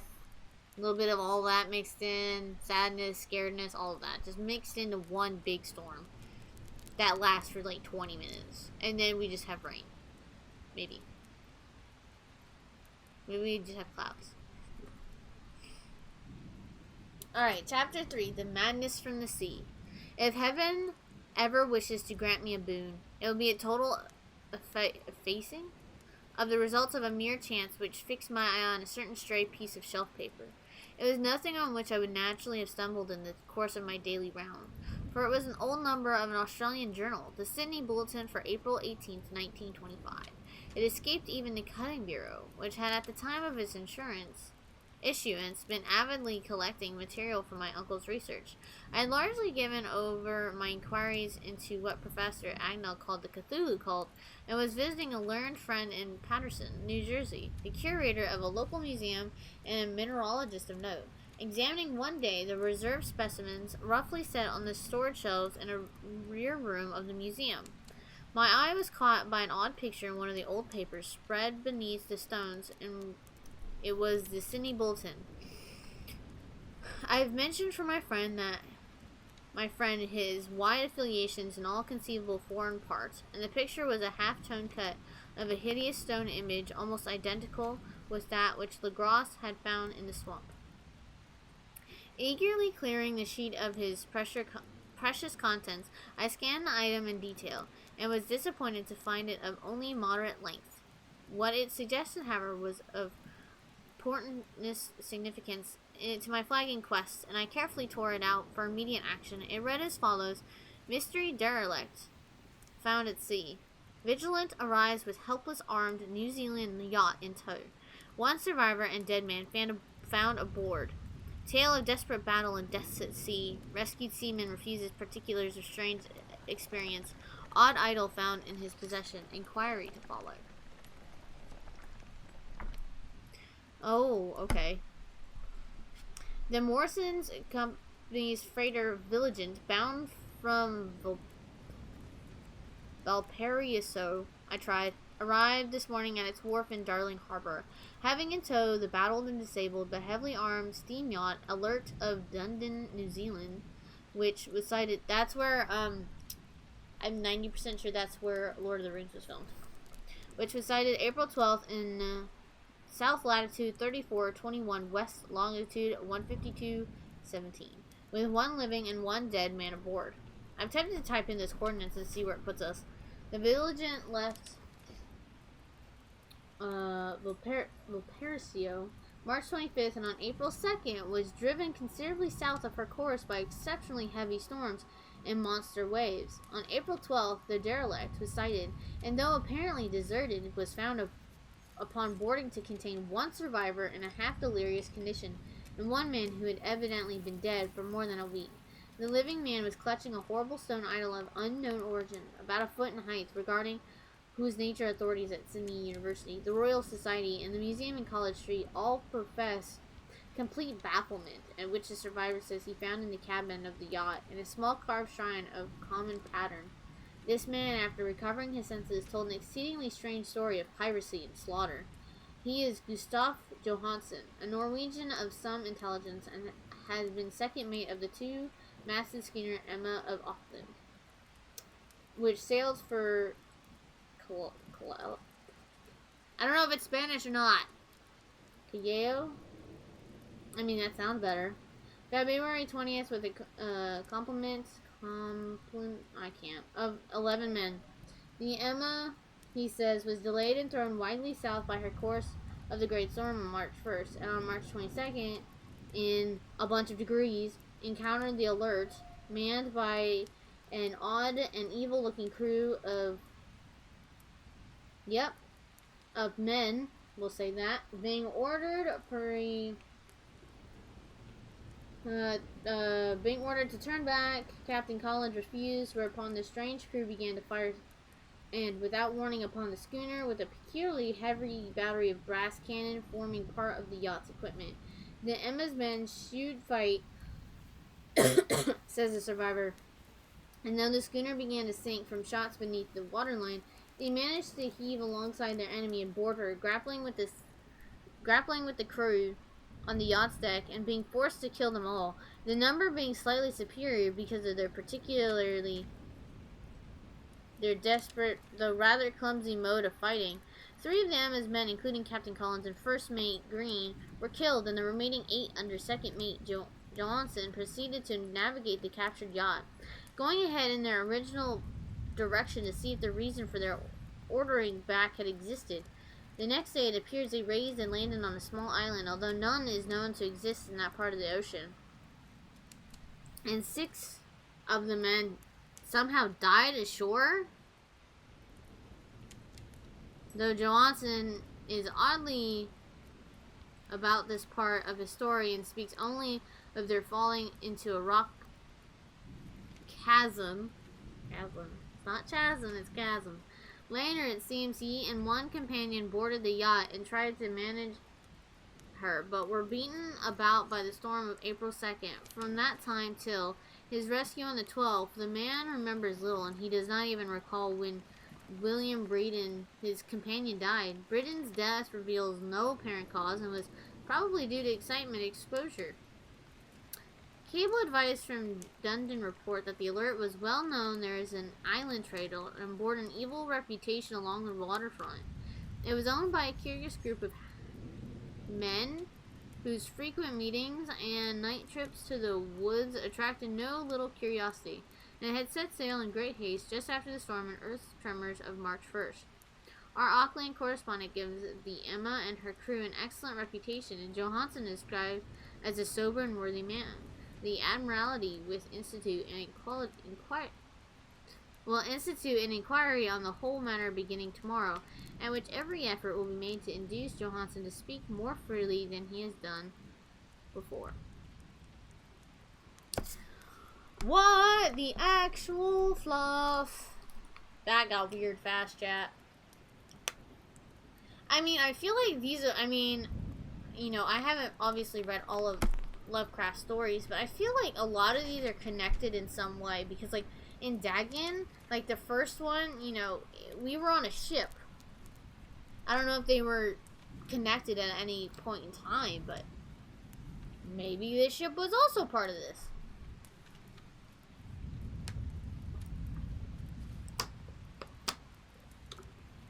Well, he's known for it. Yeah, you're not wrong. That's why he's a horror writer.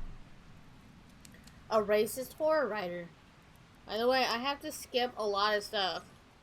That's why it's like, if you see me pause or do anything, I'm just like, okay, let's figure out how to, summary this without being, like, an asshole. So, I get to go to the store today. I'm really excited. I'm gonna pick up a planner, so that way I can actually have organized chaos. Oh, guys. Where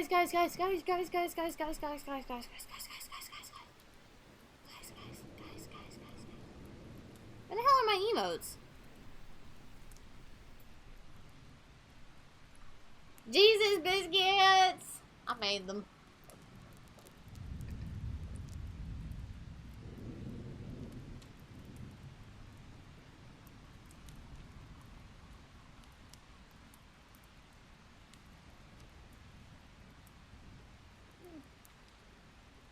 Yeah, hold on, because there was a point to where they actually questioned some of Lovecraft's work being Lovecraft's work instead of the guy that got his letters, because they thought it was him. they're like, okay, well, should he be the one that gets credit for it, or should it be Lovecraft, because it was his stories, but he was the one that published them. So it was a really big thing. I vaguely remember reading some of this stuff when I was researching Lovecraft's work and seeing if it was in the public domain. Which, by the way, if you guys want to read along to it, let me know.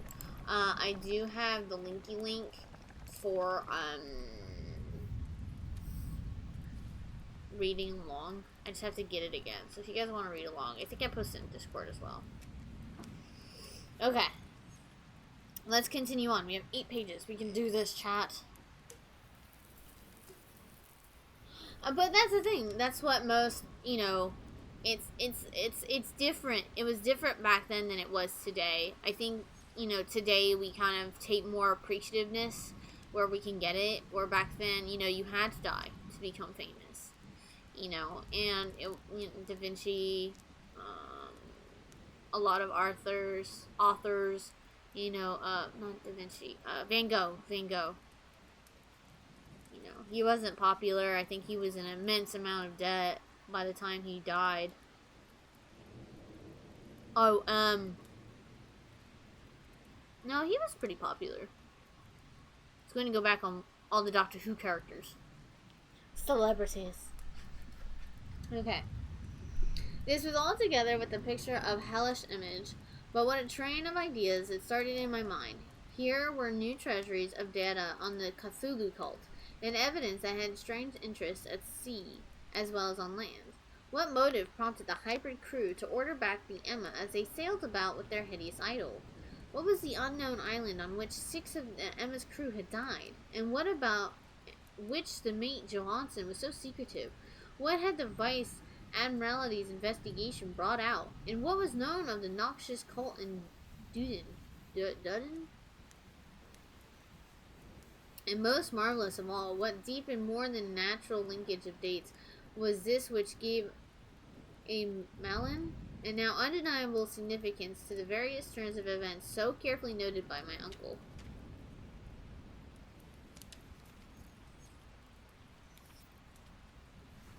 Yeah.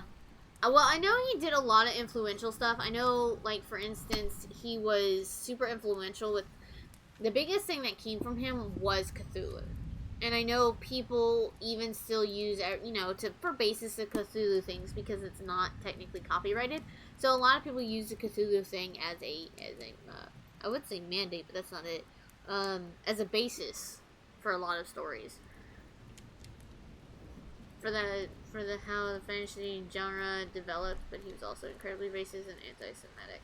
Yeah, I mean, but I think a lot of authors back then were, though. I mean, like, look at the dude that wrote Alice in Wonderland. I mean, I don't know, you know, like, we're slowly going through these authors and trying to, like, pronunciate, and learning more about them. You know, as we read their books, we learn that they're very dark. And not in a good way. You know.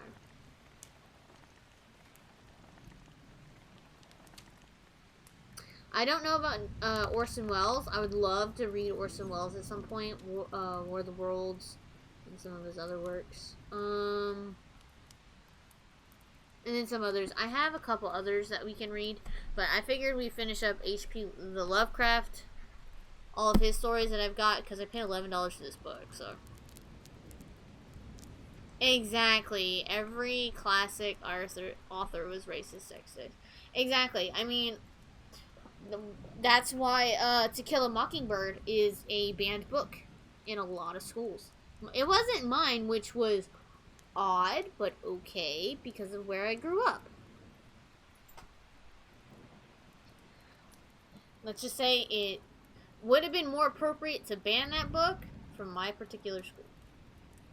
Because it was super racist.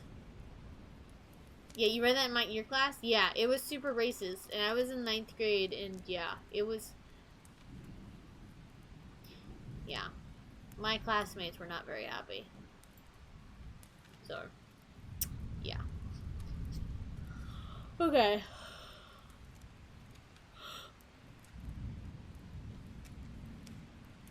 Let's see.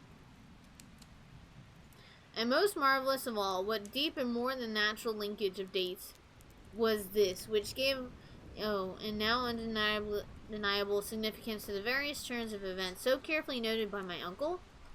March 1st, our February 28th, according to the international dateline. The earthquake and storm had come. From Dudden, the Alert and her noisome crew had darted eagerly forth as if imperiously summoned, and on the other side of the earth, poets and artists had begun to dream of a strange, dank, cyclopean city, whilst the young sculptor had molded in his sleep the form of the dreaded Cthulhu.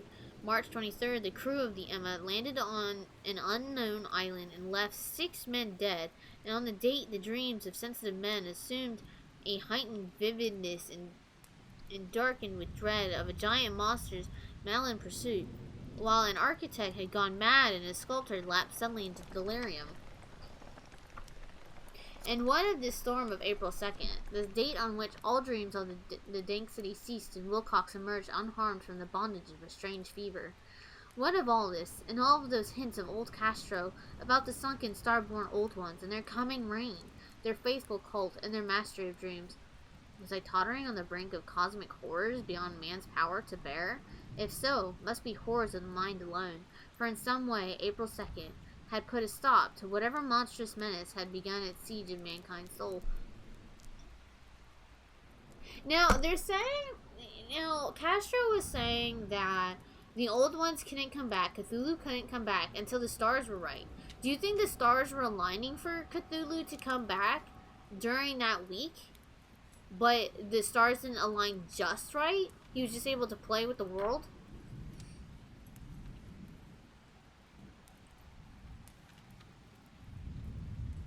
I don't think the books should be banned, but it's definitely like you have to read the book knowing that it's got awful stuff in it. Exactly. I think people should know. I don't believe in banning books at all, no matter how racist, how sexist, or how it may be, because we need to know how people were back then. Because again, if we don't teach history, even books are history here. If we don't teach history, history will repeat itself. We have to avoid that. That are still awful in that way? Oh yeah, I agree, Darkling. I think, I think more or less for movies, they need to have a thing about, like, you don't want to censor history. You can censor history. Our school system, education system today is censoring history. Right now, in schools, they're censoring history. They don't teach you everything that, let's say, that I learned or that you learned, Cheeky. They don't teach that anymore. But I know. I've asked my boyfriend's nephew, hey, did you learn about this? And he's like, no. What is that? And I'm like, okay then. So yes, you can censor history. And that's the biggest problem that we're having about why we're repeating certain things. Just saying, but yeah, it differs by state too.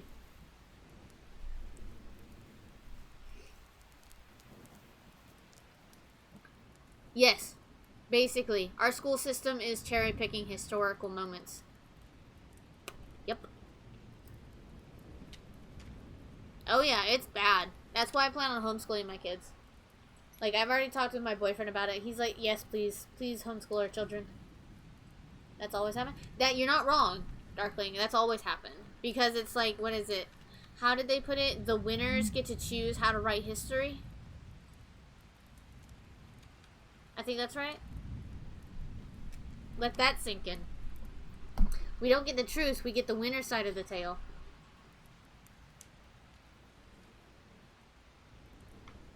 That evening, after a day of hurried cabling and arranging, I bade my host adieu and took his train for San Francisco. In less than a month, I was in Dudden. Oh, I thought that was New Zealand. Never mind. Where, however, I found that little was known of the strange cult members who had lingered in the old sea taverns. Waterfront scum was far too common for special mention, though there was a vague talk about one inland trip these mongrels had made during which faint drumming and red flame were noted on the distant hills. In Auckland, I learned that Johansen had returned with yellow hair turned white after perfunctory and inconclusive questioning at Sydney, and had thereafter sold his cottage in West Street and sailed with his wife to his old home in Oslo. Of his stirring experience, he would tell his friends no more than he had told the Admiralty officials, and all they could was to give me his Oslo address. After that, I went to Sydney and talked profitlessly with seamen and members of the Vice Admiralty Court. I saw the alerts now sold and in commercial use at Circular Quay and Sydney Cove, but gained nothing from its non-committal bulk. The crouching image with its cuttlefish head, dragon body, scaly wings, and hieroglyphical pedestal was preserved in the museum at Hyde Park, and I studied it long and well, finding it a thing of balefully exquisite workmanship, and with the same utter mystery, terrible antiquity, got it, an unearthly strangeness of material which I had noted in Legras's smaller specimen. Geologists, the curator told me, had found it a monstrous puzzle, for they vowed that the world held no rock like it, and I thought with a shudder of what old Castro had told Legras about the primal great ones. They had come from the stars and had brought their images with them. Shaken with such a mental revolution as I had never before known, I now resolved to visit Mate Johansen in Oslo. Sailing for London, I re-embarked at once for the Norwegian capital, and one autumn day landed on the trim wharves in the shadow of Esbjerg. I don't know if I'm saying any of these right.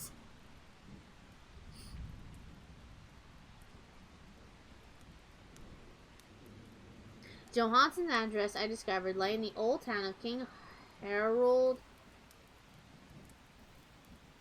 H. That's all I got. Which kept alive the name of Oslo during all the centuries that the greater city masqueraded as Christina. I made the brief trip by taxicab and knocked with heart at the door of a neat and ancient building with plastered front. A sad-faced woman in black answered my summons, and I was stung with disappointment when she told me in halting English, that Gustav Johansen was no more. He had not survived his return, said his wife, for the doings at sea in 1925 had broken him. He had told her no more than he had told the public, but had left a long manuscript of technical matters, as he said, written in English, evidently in order to safeguard her from the peril of casual perusal. During a walk through a narrow lane near the Gothenburg dock, a bundle of papers falling from an attic window had knocked him down. Okay, let's imagine this. You're just walking down the street and all these papers just whomp you in the head and you just like pass out. Like, how freaking awkward. Just walking along, mind my own business, and I get freaking a concussion by some damn papers.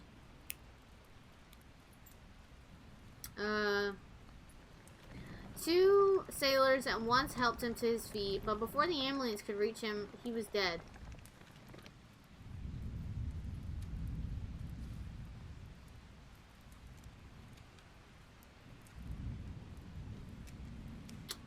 Wow. Physicians found no adequate cause for the end, and laid it to heart trouble and a weakened constitution. I now felt gnawing at my vitals a dark terror, which will never leave me till I too am at rest, accidentally or otherwise, persuading the widow that my... Hold on just a second, I need to check something. Okay, we're still good for the whole.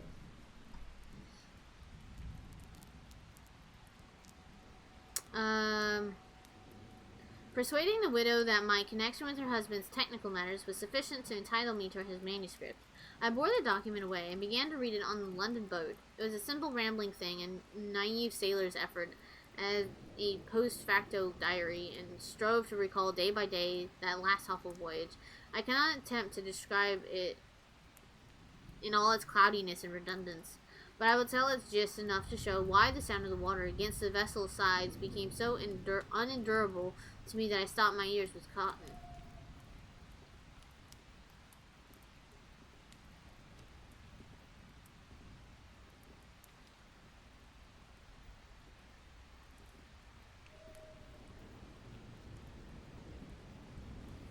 If we remove government, we're all gonna die.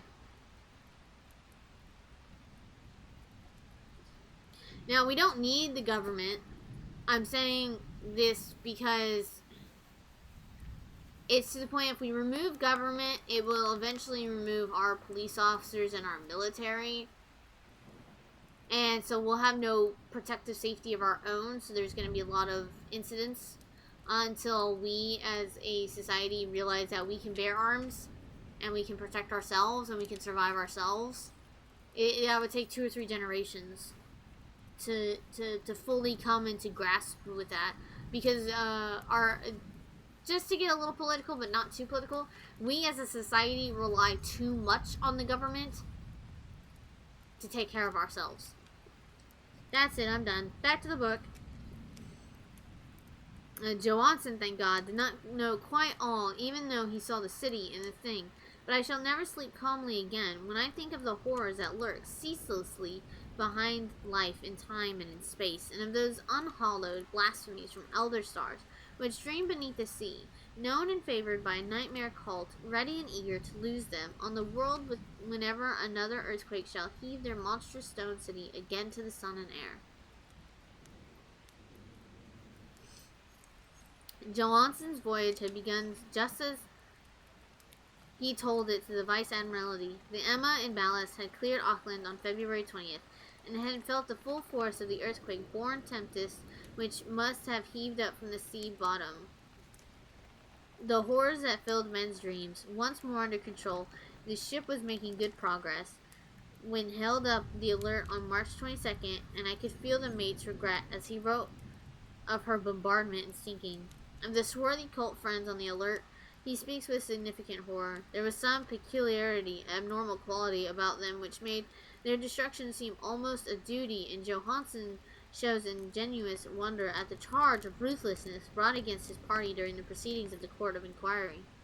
Then, driven ahead by the Curiosity and the captured yacht under Johansen's command, the men sight a great stone pillar sticking out of the sea, and in a bunch of latitudes and longitudes came upon a coastline of mingled mud, ooze, and weedy cyclopean masonry, which could be nothing less than the tangible substance of Earth's supreme terror, the nightmare corpse city of Verlaine, that was built in measureless eons behind history by the vast, loathsome shapes that seeped down from the dark stars. There lay great Cthulhu and his hordes hidden in green, slimy vaults, and sending out at last, after cycles incalculable, the thoughts that spread fear to the dreams of the sensitive and called imperiously to the faithful to come on a pilgrimage of liberation and restoration. All this Johansen did not suspect, but God knows he soon saw enough. I suppose that only a single mountaintop, the hideous monolith-crowned citadel whereon great Cthulhu was buried, actually emerged from the waters. When I think of the extent of all that may be brooding down there, I almost wish to kill myself forthwith. Johansen and his men were awed by the cosmic majesty of this dripping Babylon of elder demons, and must have guessed, without guidance, that it was nothing of this or of any other sane planet. Excuse me.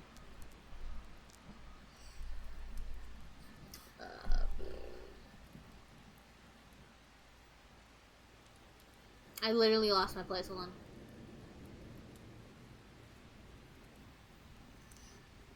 Awe at the unbelievable size of the greenish stone blocks, at the dizzying height of the great caravan monolith, and at the stupefying identity of the colossal statues and reliefs with the queer image found in the shrine on the alert, is visible in every line of the mate's frightened description.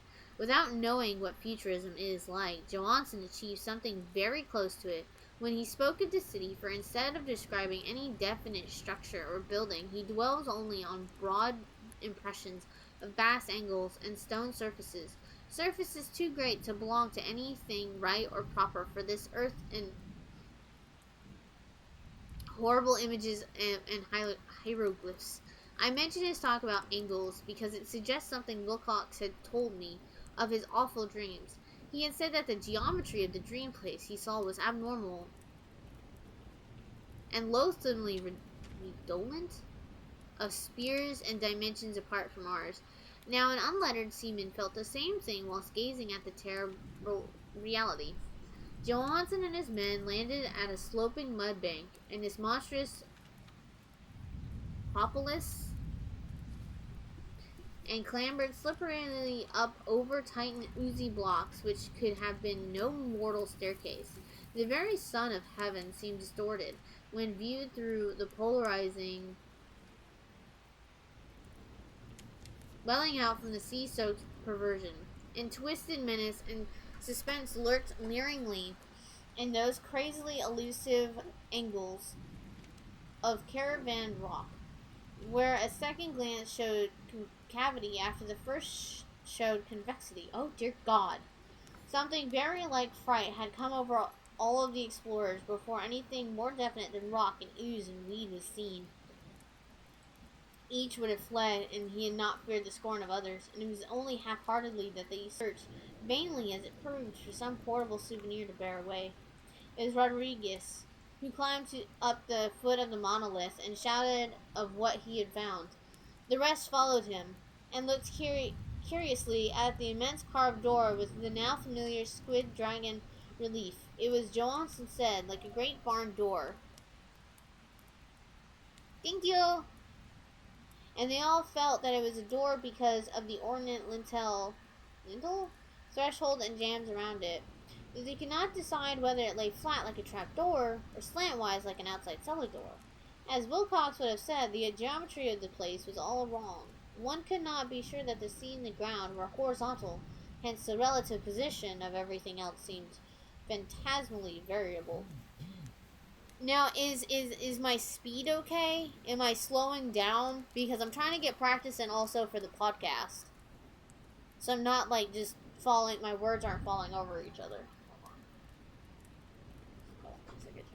I gotta.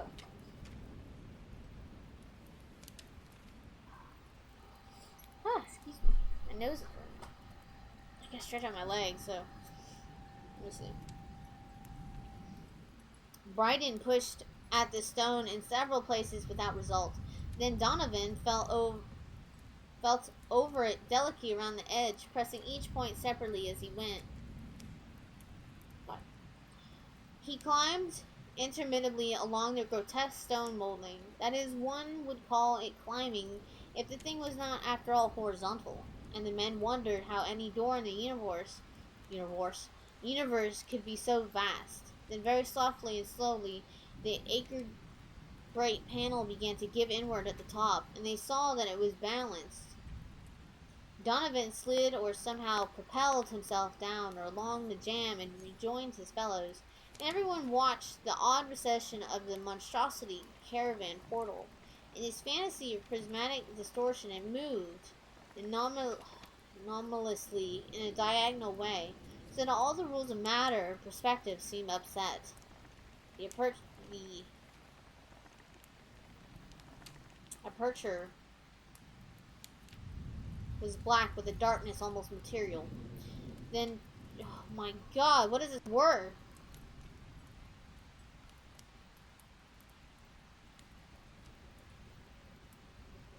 Hold on, we have to Google this word. I don't know this one. I don't have a dictionary, chat. I have a phone. My bad. I really don't know how to say this. I've never seen this word before in my life.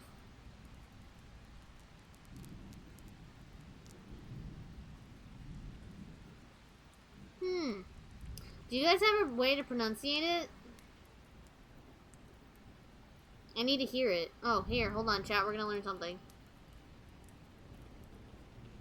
Tenebris. Tenebris? I would have never gotten that. Here, listen.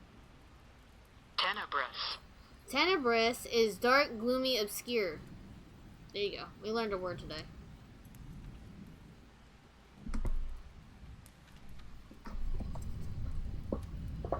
That tenebrousness was indeed a positive quality, for it obscured such parts of the inner walls as ought to have been revealed, and actually burst forth like smoke from its eon-long imprisonment, visibly darkening the sun as it slung away from the shrunken and gibbous sky on flapping Brennus wings.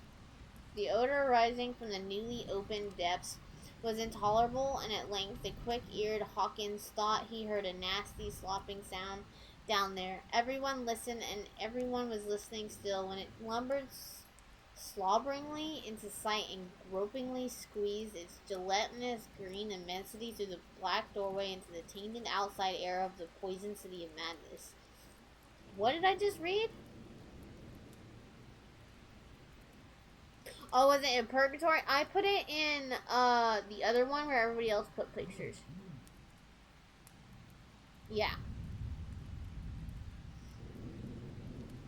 Poor Johansen's handwriting almost gave out when he wrote of this. Of the 6 men who never reached the ship, he thinks 2 perished of pure fright in that accursed instant. The thing cannot be described. There is no language for such abysms of shrieking and memorial lunacy, such as eldritch contradictions of all matter, force, and cosmic order. The mountain walked or stumbled. God, what wonder that across the earth! A great architect went mad, and poor Wilcox raved with fever in that telepathic instant. The thing of idols, the green, sticky spawn of stars, had awakened to claim his own. The stars were right again, and what an age-old cult had failed to do by design, a band of innocent sailors had done by accident. After Vigintillions of years? I don't even know that word either. Cthulhu was loose again, and ravening for delight. 3 men were swept. Wait, was that? Yeah. 3 men were swept up by the flabby claws before anybody turned. God rest them. If there be any rest in the universe, they were Donovan. I feel bad. I can't pronounce any of these names.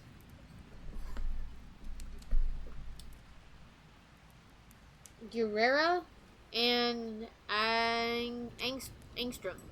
Parker slipped, and the other 3 were plunging frenziedly over endless vistas of green-crusted rock to the boat, and Johansen swears he was swallowed up by the angle of masonry, which shouldn't have been there, an angle which was acute but behaved as if it were obtuse. So only Britton and Johansen reached the boat, and pulled desperately for the alert as the mountainous monstrosity flopped down and the slimy stones and hesitated, floundering at the edge of the water. Steam had not been suffered to go down entirely, despite the departure of all hands for the shore, and it was the work of only a few moments of feverish rushing up and down between wheel and engines to get the alert under way. Slowly, amidst the distorted horrors of that indescribable scene, she began to churn the lethal waters, whilst on the masonry and the charnel shore that was north of earth, the Titan thing from the stars slavered and gibbered like Polypheme cursing the fleeing ships of Odysseus. Then bolder than the storied Cyclops, great Cthulhu slid greasily into the water and began to pursue with vast wave-raising strokes of cosmic potency. Britton looked back and went mad, laughing shrilly as he kept on laughing at intervals till death found him one night in the cabin, whilst Johansen was wandering deliriously. But Johansen had not given out yet. Knowing that the thing could surely overtake the alert until steam was fully up, he resolved on desperate chance, and setting the engine for full speed, ran lightning-like on deck and reversed the wheel. There was a mighty eddying and foaming in the noisome brine, and as the steam mounted higher, excuse me,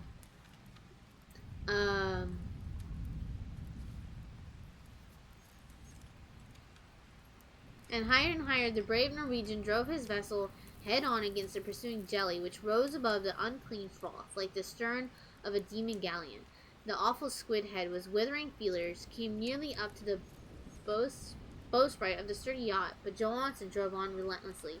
There was a bursting as an exploding bladder, a slushy nastiness as of a cloven sunfish, a stench of 1,000 open graves, and a sound that the chronicler would not put on paper. For an instant the ship was befouled by an acrid and blinding green cloud, and then there was only a venomous seething astern, where God in heaven, the scattered the nameless sky spawn was oh my god, recombining in its hateful origin form, whilst its distance widened every second as the alert gained impetuous from its mountain steam. That was all.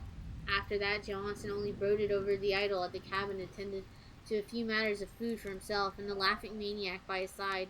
He did not try to navigate after the first bold flight, for the reaction had taken something out of his soul. Then came the storm of April 2nd. In the gathering of the clouds about his consciousness, there is a sense of spectral whirling through liquid gulfs of infinity, of dizzying rides through reeling universes on a comet's tail, and of historical plunges from the pit to the moon, from the moon back again to the pit, all livened by a chorus of the distorted, hilarious elder gods and the green bat-winged mocking imps of Tartarus. Out of that dream came rescue. The vigilant. I feel like I'm saying that wrong, and it's vigilante, but there's no E. The Vice Admiralty Court, the streets of Dublin, and the long voyage back home to the old house by the Edgeburg. He could not tell. They would think him mad. He would write of what he knew before death came, but his wife must not guess. Death would be a boon, if only if it could not blot out the memories. That was the document I read, and now I have placed it in a tin box beside the relief in the papers of Professor Agnell. With it shall go this record of mine, this test of my own sanity, wherein is pieced together that which I hope may never be pieced together again. I have looked upon all the universe, have to hold of horror, and even the skies of spring and the flowers of summer must ever afterward be poison to me. But I do not think my life will be long. As my uncle went, as poor Johansen went, so I shall go. I know too much, and the cult still lives. Cthulhu still lives, too. I suppose again in the chasm of stone which has shielded him since the sun was young. His accursed city is sunken once more, for the vigilant sailed over the spot after the April storm, but his ministers on earth still bellow and prance and slay around idol-capped monoliths in lonely places. He must have been trapped by the sinking whilst within his abyss, or else the world would now be screaming with fright and frenzy. Who knows the end? What has risen may sink, and what has sunk may rise. Loathsomeness awaits and dreams in the deep, and decay spreads over the tottering cities of men. The time will come, but I must not and cannot think. Let me pray that if I do not survive this manuscript, my executors may put caution before audacity, and see that it meets no other's eye. And we are done with Call of Cthulhu. Let me go pause the music here.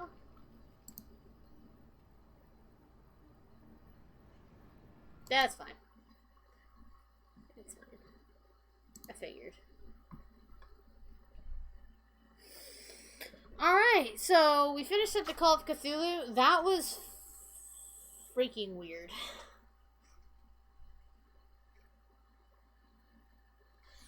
We're at half.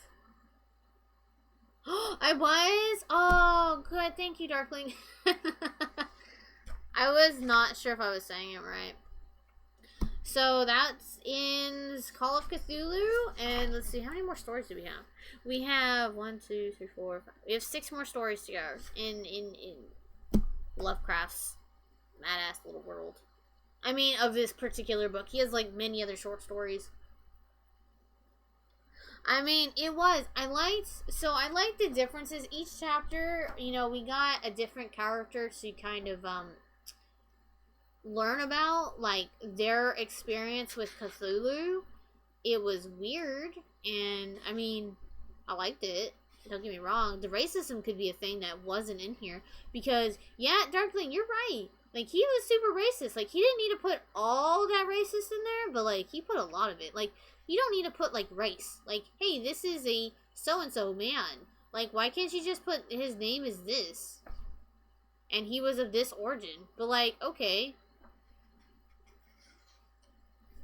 So, yeah, we are on the Dunwich Horror. I forgot to put the name of the story up there, so I'll do that in editing. But, yeah. The Dunwich Horror. So, we have about 2 hours. Let me turn on Xbox, and we will, get started on the game. I'm just gonna leave my... Please go in the thing. You live in this. Please go in it. Please. Thank you. Okay.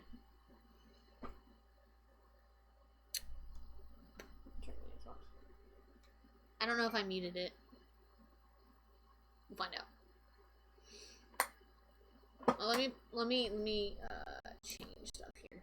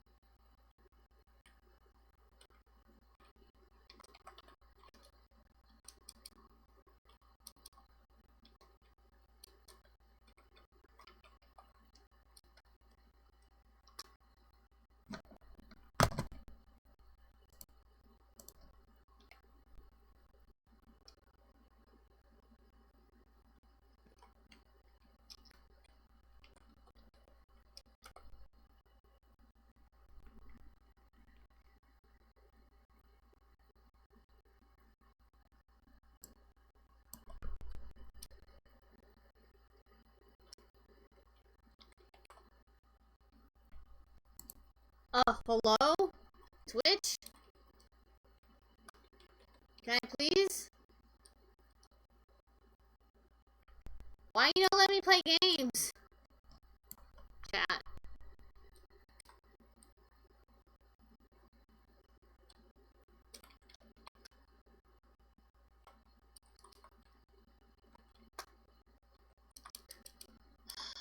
My god, this is frustrating. No, it was right there. Give it back.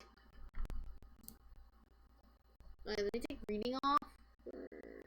Training mode.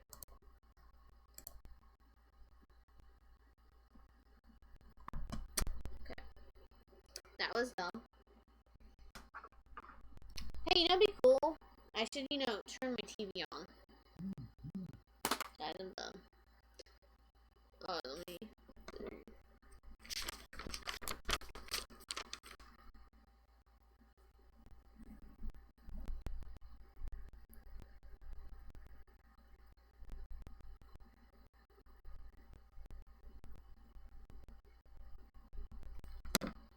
Let me log in really quick. Hey, can you guys hear Xbox sound?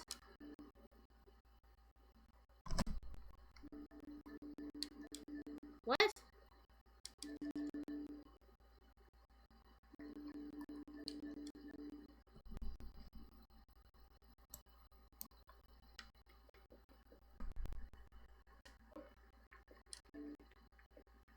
Oh, it's not muted. Hold on. There we go. It's muted now.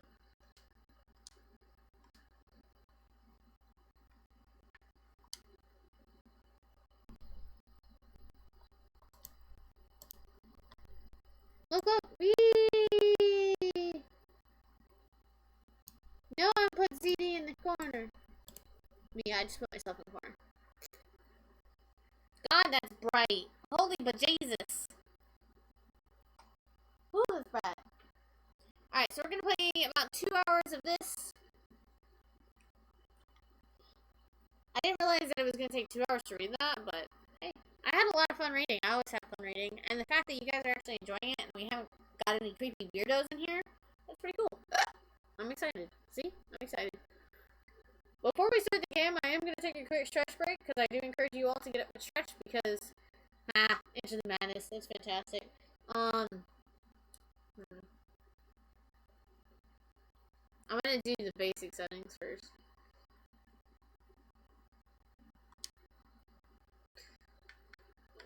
Let me check out settings really quick. Okay, so game subtitles is on. We can change the sound if we need to. If it's loud, let me know, and I will change it. But I do encourage you to get up and stretch and do a thing like a chicken wing, grab a snack, go to the bathroom, get some water. I don't care what you do, but I do encourage you to get up and stretch. So here is my overlay. I had to find it, sorry. Ba-ding. Oh, I'm here. Hold on. I gotta put the webcam back in its normal spot. It's right there. There we go. I'll be right back, chat.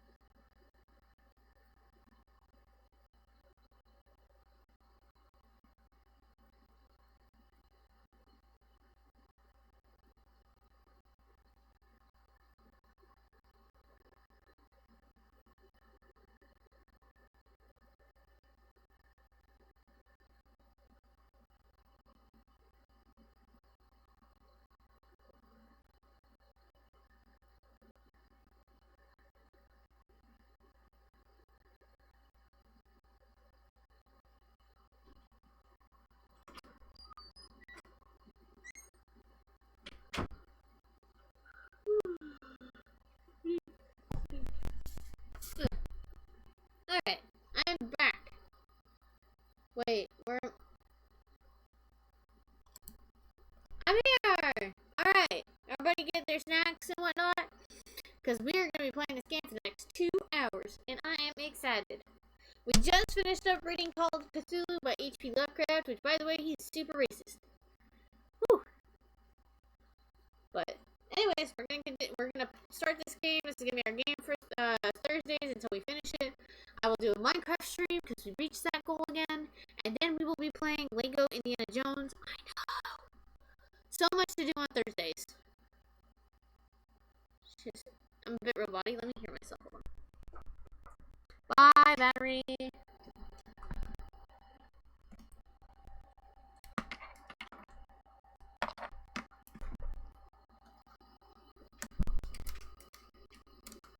Was I roboty earlier? Was I roboty earlier? Yeah, why is that a thing? Hold on. Was I roboty earlier? Yeah, why is that a thing? Hold on. I haven't touched anything.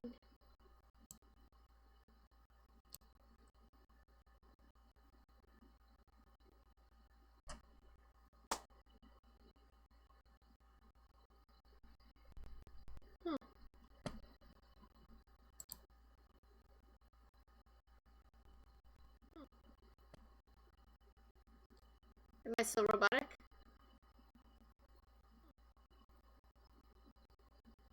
Am I still robotic?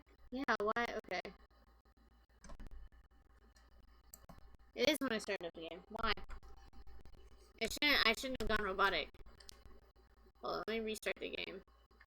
Okay, so am I robotic now? Hold on. Now that I'm not in the game? Robotic now? Hold on. Now that I'm not in the game? Yeah, it's like choppy. Why is it choppy? It shouldn't be choppy. I haven't literally done anything.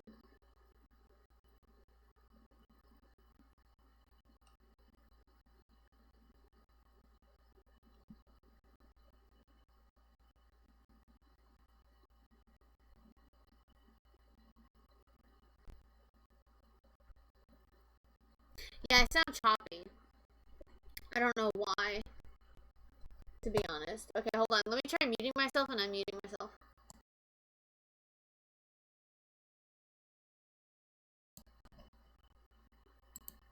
Okay, what does this sound like?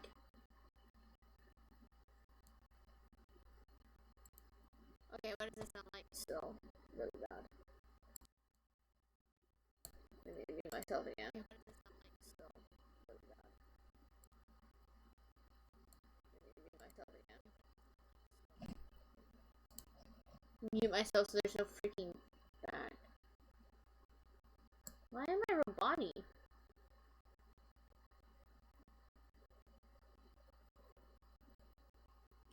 Yeah, I don't know. Was I roboty whenever you guys said it was only when the game started up? So well, let me unplug my mic and put it back on.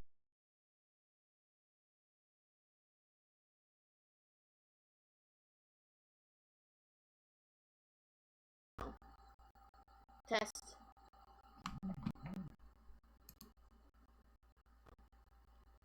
Test. Yeah, when I was reading the book. So it must have been whenever it connected to the Xbox, which.